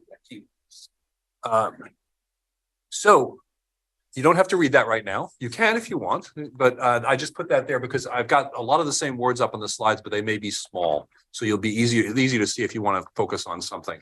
So this is a proposed policy for the board to adopt for boards and commissions. And the genesis of this comes from a lot of different places. We have 33 boards and commissions. And occasionally my office gets word that something's gone wrong at one of the boards and commissions. We send a lawyer and we sort of explain the public meetings law, the public records law, how to behave in a board and commission. I always call it board wrangling. And for the most part, they operate well. There aren't any issues, but when issues surface, we address them. So the chair and I were having a conversation and we talked about perhaps the board should adopt a policy for boards and commissions. And my interest is mostly legal, and that is making sure that every board and commission complies with the public meetings law and as it's changing too. So, and in fact, there's some things that are in here that are now reaffirmed in state law as of just the end of the session. So we've got some interesting things to talk about. But also, as we stood up ACRE, I got questions about like, do we have to do minutes? And of course, the answer is yes, you have to do minutes. Or and in my personal life, and I'm sure in all of yours, you sit on a board, boards frequently vote by email. And that's not allowed. And so you people coming on boards and have an expectation for how they want to behave, but then it's different because we're a government and they're considered a governing body because they advise you. So all the same rules that apply to you all apply to them. Can I interrupt for a second? This is an area where I need some help from my colleagues because some of these problems just have frosted me this year. An additional one is an ACRE member proposing that the board liaisons be excluded from certain committee meetings. So we create them and then they kick us out. So I just need your help. I mean, just sharing that isn't getting it out of my system. I recognize that I've got some baggage and I need some help to get over it. So thank you. Thank you. I needed to ask for their help outside of this meeting so I can get where you need me to be. Tom, thank you. And this is not directed at any board, and these problems have popped up from time to time. Another one is behavior. Sometimes we get board members who are not very nice to each other, and again, we go in and talk to them, and that's happened from time to time. Again, it's the exception, not the rule. Most of our boards are well behaved and treat each other with respect, but sometimes it happens. So This is a rough draft, and I think better when I write. I'm not very good at outlining and big picture. I like to put words on paper. So when the chair asked me to think about this, I of course started drafting. And these draft rules come from my own prior experience, rules I've drafted in the past, research of what other people do, things that look like good ideas, and they are fairly minimal. They could all certainly be expanded, but you'll see that they mostly focus on compliance with public meetings laws. John, may I? Now, my experience has been that Courtney has been coming into a lot of the meetings that I attend and doing it on an annual basis and providing information about what their roles and responsibilities are. So this is, Oh, annually. oh yeah, she's come in and talked about everything from your attendance to public meeting laws to when you might have a conflict of interest and how you exercise, and abstaining, that type of thing. So, so this is on top of that. And Okay. we do that training for many boards, but as I said, there's 33. And You don't do it for all of them, huh? Yeah, and as much as I'd love to clone Courtney, I don't think I You don't can have- yet. yeah. I only got one. And so, I mean, trying The to other- get to each of the boards that we obviously we focus on the planning commission and CRAC and other ones that are more high profile, but there are a lot of them out there. And we can't possibly get to them all. So I think setting a standard, and yes, when we do go and do training, it would be to reinforce it. And my vision is that when a board member came on, they would be handed a copy of this policy and said, please read this. And because these are the rules you're gonna have to. But you're going to be held by. And at least it's a starting point. And so we at least know. So this is just the general policy. It's in there. It sort of sets the idea that the county values transparency and public participation. So meetings, this is essentially the public meetings law. And it sets the expectation that meetings will be held in public. And that the public will be allowed to participate. And I know that this is something that comes naturally to you all, so you're used to it. But imagine someone coming onto a board or commission for the first time and not realizing that they're now a public official and the meetings have to be held in public. So serial communications are mentioned up there. We, for years, have advised that if you can't make a decision by a series of emails or phone calls, that it has to occur in the meeting. There was some uncertainty about that in the law. There was a case that got overruled that said that. So we've sort of abided by that case. House Bill 2805, which passed this session, now puts that into law. So there is no question anymore that serial meetings are prohibited, that you cannot make a decision by a series of electronic communications or telephone calls. The governor has not signed it yet, but I expect she will. And that will then be the law. Which from my perspective is good and bad. It's good to have clarity. It's bad to have something that somebody could violate. So we're going to have to make sure that folks do not do that because, as I said, it's common practice outside of the government.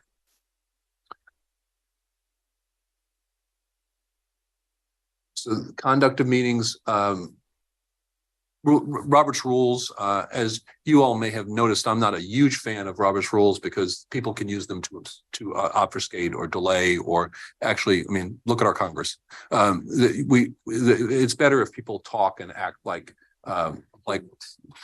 they respect one another. And so, and that's the way these meetings are conducted. We very rarely have to refer to Robert's rules because you all understand and treat each other with respect. And we're trying to set that standard for the boards and commissions in this section. Actions, just to make clear that you don't just say, well, let's all agree. It's not consensus. Although, we have the challenge with the Acre Charter, which sets a different decision-making model, which does require consensus. But for the most part, these rules would require a vote on any decision made by a board or commission. And also the part of it, generally only unanimous votes should be taken by voice vote. So there's a record. John, can I ask a question on that? And I'm not sure that I've seen, I think I'm the newest one in any of the committees that I joined. But is it common practice or should it be common practice for the county to provide Robert's rules training? Well, that's a challenge. Again, with a number, it would be hard to do that. And there are websites that have simplified versions of Robert rules for public officials. I go to those with some frequency because the Robert's rules is probably about 400 pages long, but the ones that you care about is probably a page and a half. So.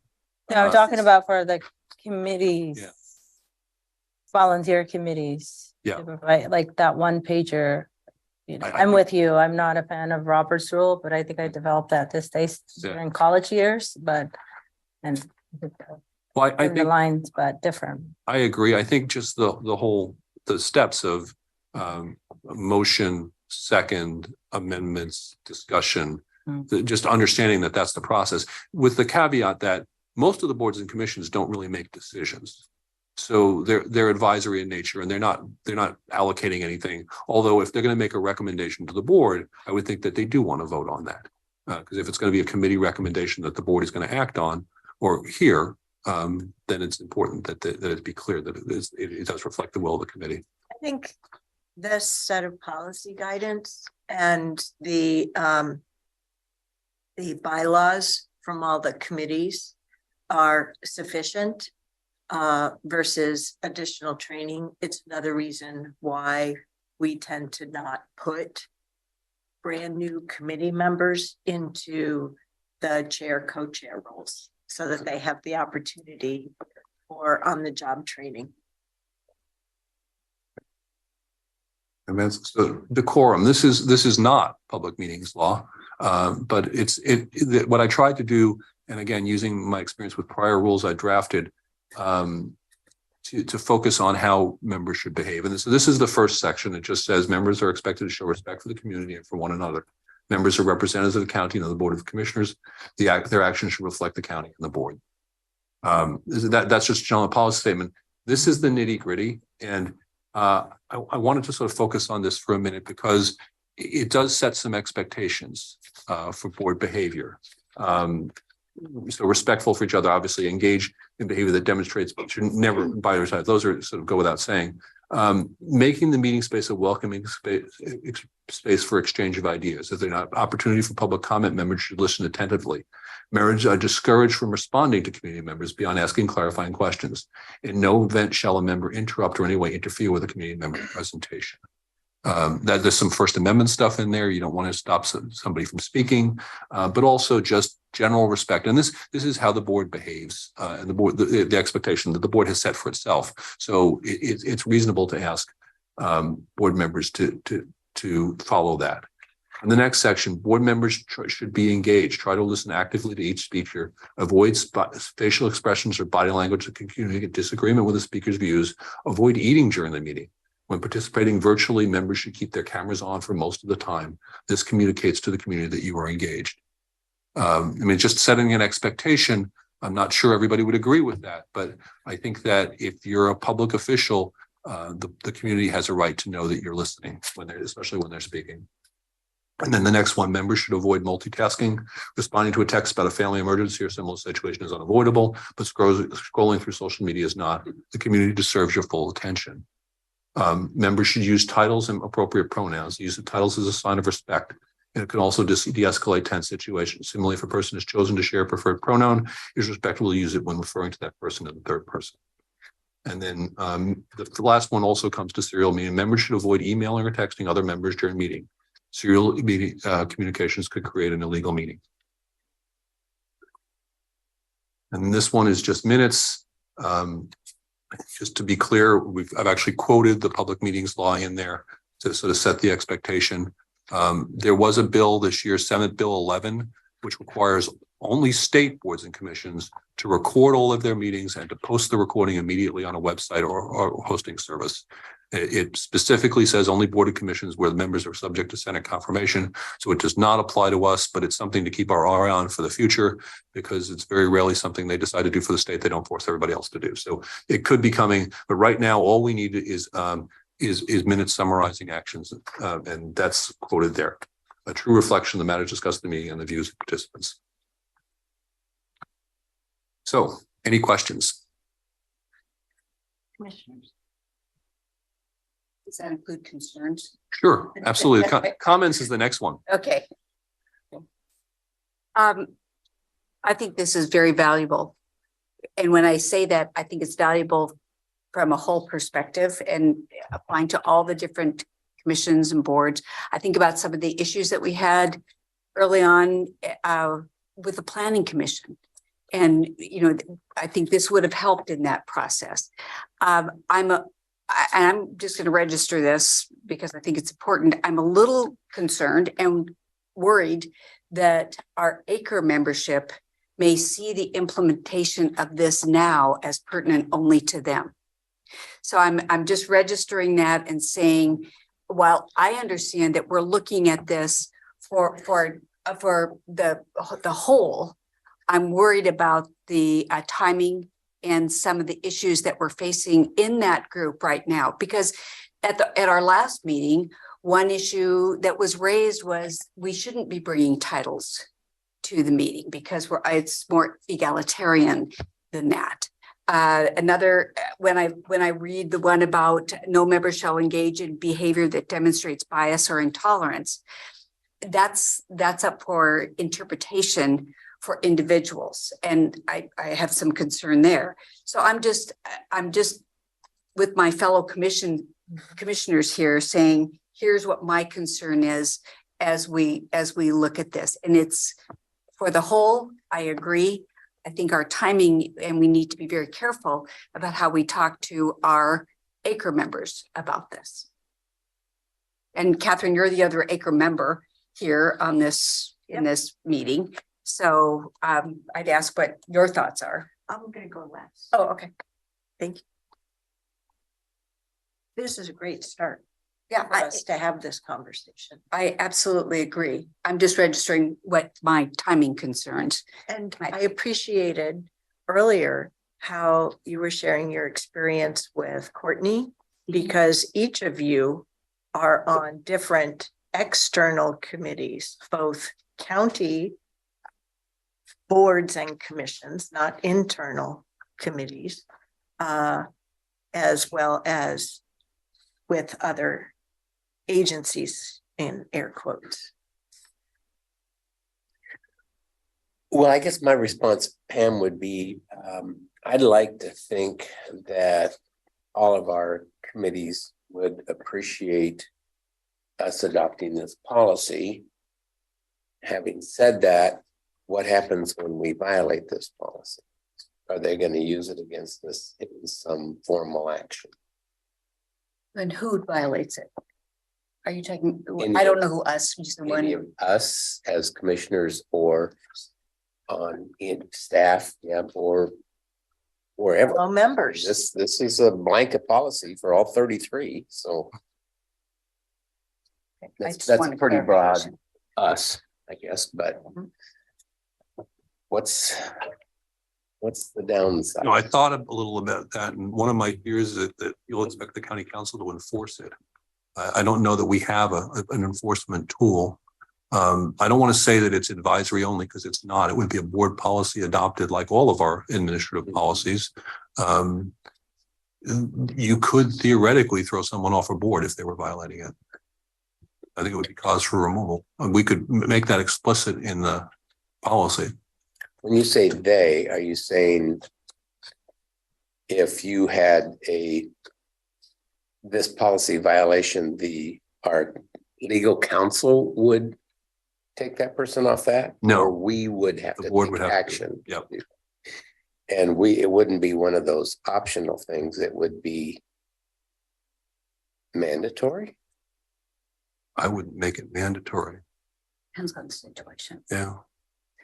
We've been practicing a lot. I think the thing to underscore is what he's trying to do is capture what we have been practicing and making sure it's clear. So we're not trying to put everything in the kitchen sink in, but rather make sure that we have clarity in terms of the expectations.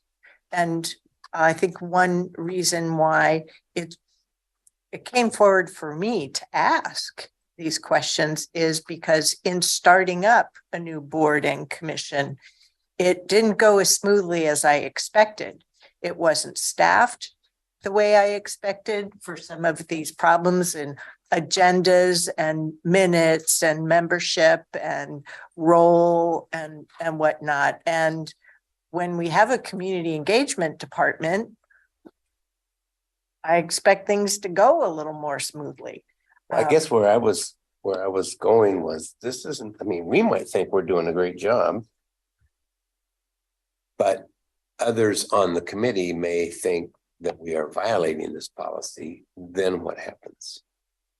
We being the commission. We being the commission, but we set on, as commission, we set on these things with other outside people who volunteer for those, and we encourage that. I can give an example of how I feel I experience this. And it's with ACRE and being clear on what the board direction is. And having one committee member saying to me in person, well, you're being too directive on this. And it's like, directive? I'm just speaking to what the board position is and trying to be clear.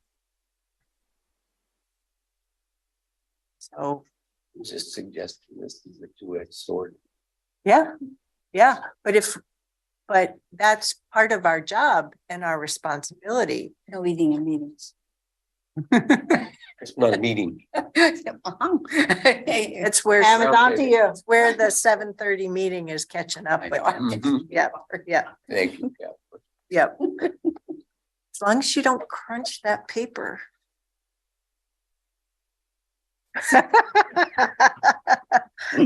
Or pass it to me. I got you, Jerry. So, I think, Do you want to go last or do you want me to? well, no, I'm trying to answer his question somewhat. I think it will be useful. This is a draft. We have a bunch of experienced staff members. I think about Rebecca Miller, right? With the Dave's committee. Mhm. Years of experience. Stephen Roberts and his team, years of experience with planning commission. So there are a few committees that do tremendous work advising us and advising staff that we should try this out on them. So I was going to get this at next steps. My proposal would be, so this is a roundtable and Yeah. although as I said at the beginning, although I drafted something, I'm not asking you to adopt it. I'm Right. just trying to get Collecting feedback on it information. as, Yeah. and this is a starting point. Yep. Usually when we propose a policy, we circulate it to staff Yep. for comment. And so I would ask that we be given time before this comes back to the board to send it to staff for comment and input and suggestions, and then bring that back to the board. So this is not something that's going to happen quickly. But I mean, when I asked the chair about how should we do this, I wanted, because I'm a little Introducing. uncomfortable. I Let's got introduce it. instructions from one board member. I wanted to sort of get a direction from all of you that this is something we should be working on. Mhm. And so to be clear, this is a starting point. It's not intended to be adopted anytime in the near future. And I would desperately want to get from all areas of the county input on how it would affect them and whether we should change it or what we should add and things like that. And then bring it back to the board in a work session to have a more in-depth discussion.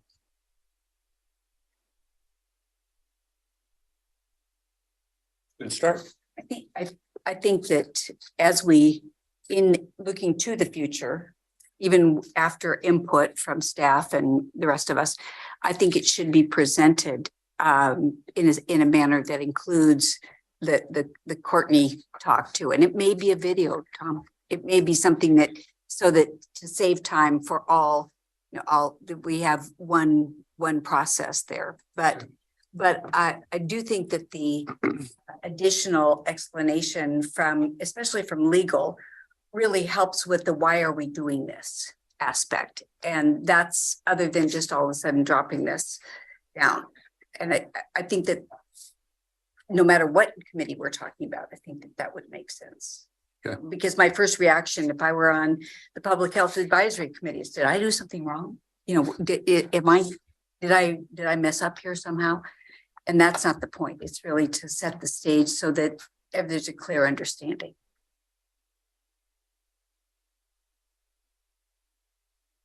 Any other thoughts, questions? I think in response to, I'm with you, Commissioner Trace, I do think this is a reaction to some discomfort that's being experienced at Acre. So this is in direct correlation that experience in that committee. So I think the timing question is really relevant, and it's really appropriate that we are breaking the first, or the meeting decorum 3.2.2, the intolerance. We're having, I think this is a reactionary policy. I want to call the question on that, though, Let me finish my thought I though, will. and then before you go into your next idea. I think seems like it's a reactionary policy to some of the discomfort that's coming from that committee specifically. I've been on the public health board for the past 2.5 years. I haven't heard any this of policy or any challenge to the board's decisions or any of that. So I think it is calling the element or the elephant in the room. This is reacting to acres and some of that. And also, here I'll say this, I think this is a way to shackle that committee. So we need to be careful of how we structure this. And I do think that if you want ownership or bias, maybe this perhaps is something that committee leads, or not even that committee, taking it further internally, the equity office perhaps takes ownership of the policy in co-creating with you. They come up with the language, because I just looking at it, I have some edits of this, right? And I would like to be given that opportunity to edit some of these language. Not like semantics, but I do think some problematic, re-traumatizing things here. So I do want to be careful of how we, and I do think, Tom, it's a good start, I agree. But because we're reacting to the first equity committee we've had, and we're trying to shackle, this seems like very problematic to me. I don't see a shackling. Yeah, just clarifying. It'd be interesting to hear your comment. Yeah, no, I said I feel, right? Like I'm using an I statements here. This is how I'm feeling and how I'm reacting. I don't think our attorney is, you're not trying to shackle. You're doing your job to protect the county, because there's a reaction that's coming from that committee. There's a discomfort that's coming and potentially could open up to the county liability issues. Let's call it as it is. So I think that's what you're reacting to it. And this is what this is policy. And this is a good attorney will do to protect the county. That's your job, and you understand it very well. And you're doing it. If I were in your shoes, I'm not. I would do the same thing. How can I protect the county from future liability in suits like this? So I'm going to say, you're not going to like this, but I think you need to go back and watch the recording of this, because you were making assertions as statement of fact. Let's call it as it is. This does shackle that committee. There was no I language in those sentences. So that's where I disagree with you, that this is, as you said at first, without an I message, this seems like a reaction to Acre. It flies in the face of respecting that your fellow colleagues have more exposure to more committees, more boards and commission, and more years of experience with Washington County boards and commissions. Because as Commissioner Treese mentioned a different example where there were problems that caused multiple commissioners problems. So that's why I have concerns about how you've used language to, in your eyes, assert that this is directed at Acre. So, because it isn't. We've had to look at bylaws from multiple committees. Chair Harrington, I disagree with you. That seems to me how I'm interpreting the conversations from what's happening, the Acre committee, And this is definitely a reaction to the discomfort that's being experienced in that group, is why we're having this forward. You could agree or disagree. You're responsible for your words and I'm responsible for my words. Yep. So, and I do stand by what I said. And in terms of experience, this is the first equity committee the county had.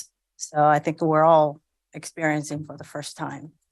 And to have a policy like this for the first committee, I'm just asking Tom to just broaden the horizon that targeting happens in different way. And this could be, we're targeting the first committee we've had.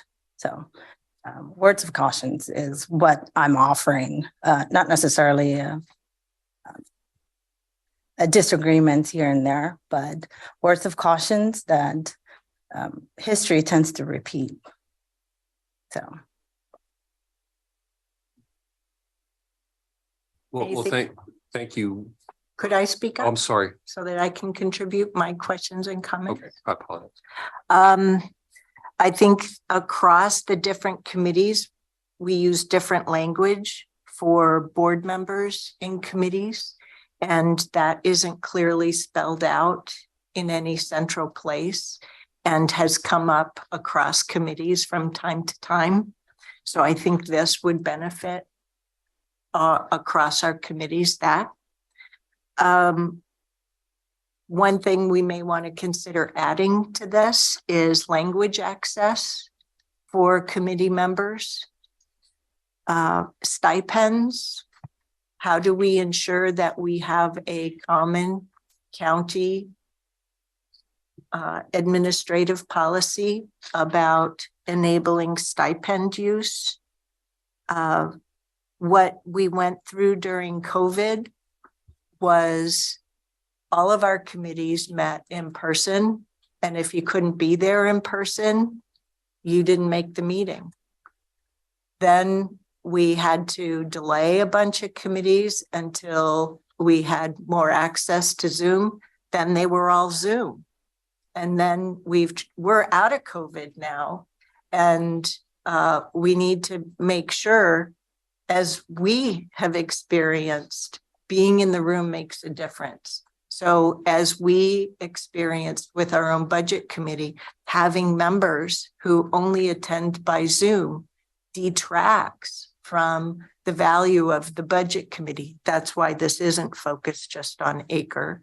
That's another example of how there are problems that come up across different boards and commissions, and having some common understanding across all of our boards and commissions will help without having it buried in the various bylaws, which we went over as a board in 2019.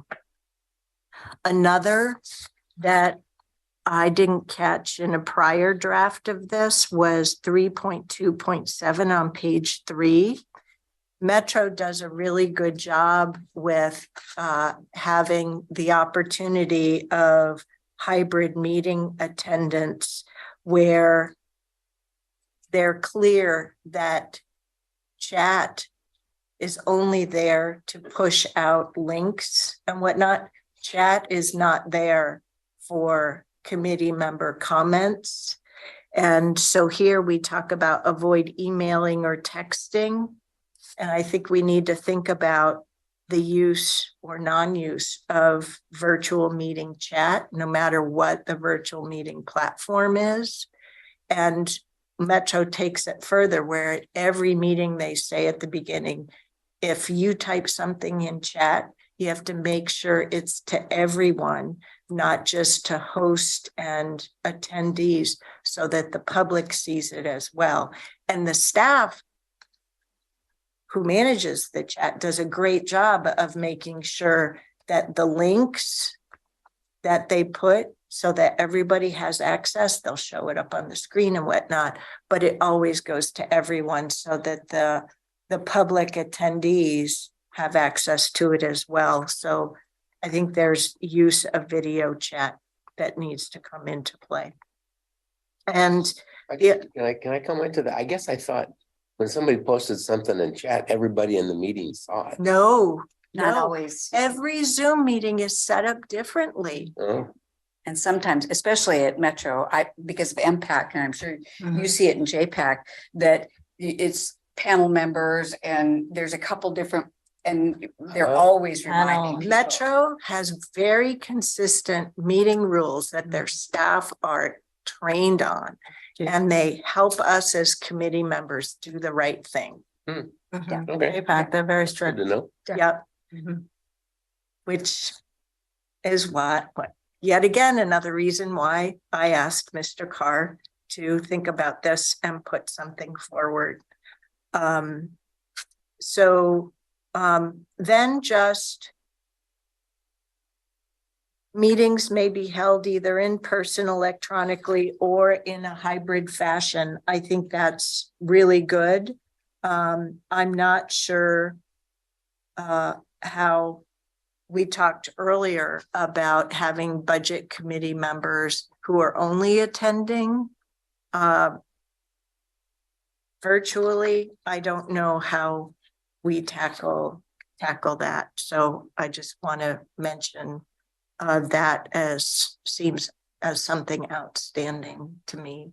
And I'm hoping that somebody in staff, or somebody's plural, will look across the board and commission's bylaws and see where there may be some differences, that where having some commonality through this may benefit. Because I know I haven't done that work and don't see myself having that work. But they come up. That's all. I think this is a great start. I do too. I think it's really good, Tom. It is a good foundation, but it's something I think we need to do, and certainly appreciate you putting that in place. Of course. Well, thank you all for the robust discussion. This is really helpful. And so I will take these comments back and noodle on them, and then get something out to the staff to get comments on, and we'll schedule a work session sometime in the future for the board to actually sort of dig in and get your real comments out there. It's going to take time. Yeah. Yep. Great. Thank you very much. Thank you. Okay, our last topic is board initiatives and staff capacity sync up discussion. So this is a little bit far reaching and is not a once and done, but what you have in our packet is not only the Washington County Board of Commissioners initiatives, but also the CWS Board and Board of Directors initiatives. And what I wanted to make sure, this isn't the standard mid-year check-in. Rather, being mindful that we have our own capacity, Board of Commissioners, Board of Directors capacity, and that's where our planning documents really help us. We also we're, I think, already mindful of staff capacity and the work of the time they're taking this summer to look at how do we plan ahead, and that will be coming back to in September. But there's also this idea, using the phraseology from Ms. Angie, that I think has been very helpful to me, the cadence of work. So I wanted to make sure that we had some of our tools in front of us.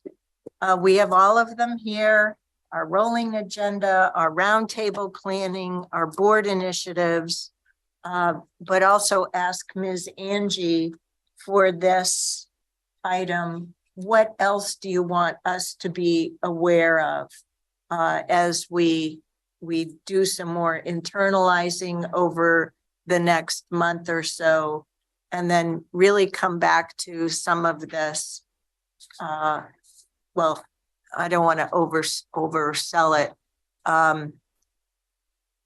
Making sure that September 14th, in addition to having the second strategic plan conversation, you can see on the roundtable plan under September 14th, review second half September onward work plan and discuss cadence of work and also board initiatives. So I don't know what else needs to be said so that this is on your radar and teed up for you, commissioners. Ms. Angie, do you have anything else you want to add? I mean, remember I said, sorry to interrupt. Remember I said last year, I'm not going to be doing the level of planning for all of you. This is my minimum. I'll mention it, but it's really on you.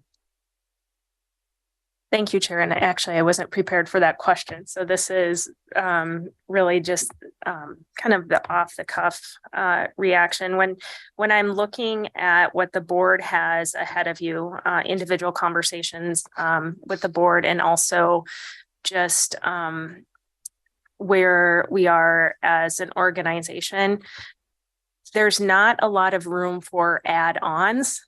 It is staff are at capacity. I hear board members at capacity too. So we really are at a point, if we add on, what are we going to stop doing, or how are we going to resource it appropriately? So that's really my initial thoughts. And there is significant I'm calling it foundational work that your board is pursuing on here, just your upcoming August and September goal setting, starting the strategic plan. We just this morning, your board had talked about looking ahead for the budget process. So those are significant, just a couple, but the other items on this initiatives are big workloads for your board and also staff. So I don't think we're at an addition. This is not an addition exercise. It is looking and thinking, what can we stop doing, or what is the cadence of work? Meaning, what do we need to phase in or slow down? So turning it back to us, I think in looking at the board initiatives, everything still holds there. We still have to do reviews, all the different things, all the different elements. But if nothing else, please be sure before the September 14th roundtable that you've read it, right? And we revisit it. I'm more sensitive to the external things. Reimagine Oregon, redefining public safety. From my standpoint, those things have died on the vine, and I'm glad that I have less of that taking up my time. I am very sensitive, and I know that Commissioner Treese is aware of this, given her MPAC role, that Metro defined some new project around regional strategic targets. I think that's the name they call it. And we just got another email from the Metro COO week before last. And I asked questions like, what is the program overview of this? We're just getting these emails out of the blue. That's not a Metro I recognize. I don't have any answer to that question yet. But so my solution to that is, well, I guess I better pay attention to MPAC a little bit more. So that doesn't come up. That hasn't come up so much. I know. In MPAC. So but I must be the out of doors- sync with something. well, I'm pretty well synced with MPAC. You're pretty well synced with JPAC. And I don't know if you've seen it, but I haven't seen this. Yeah. So you are always welcome, and I appreciate that. But I'm saying, I don't know that you're going to get your answer there.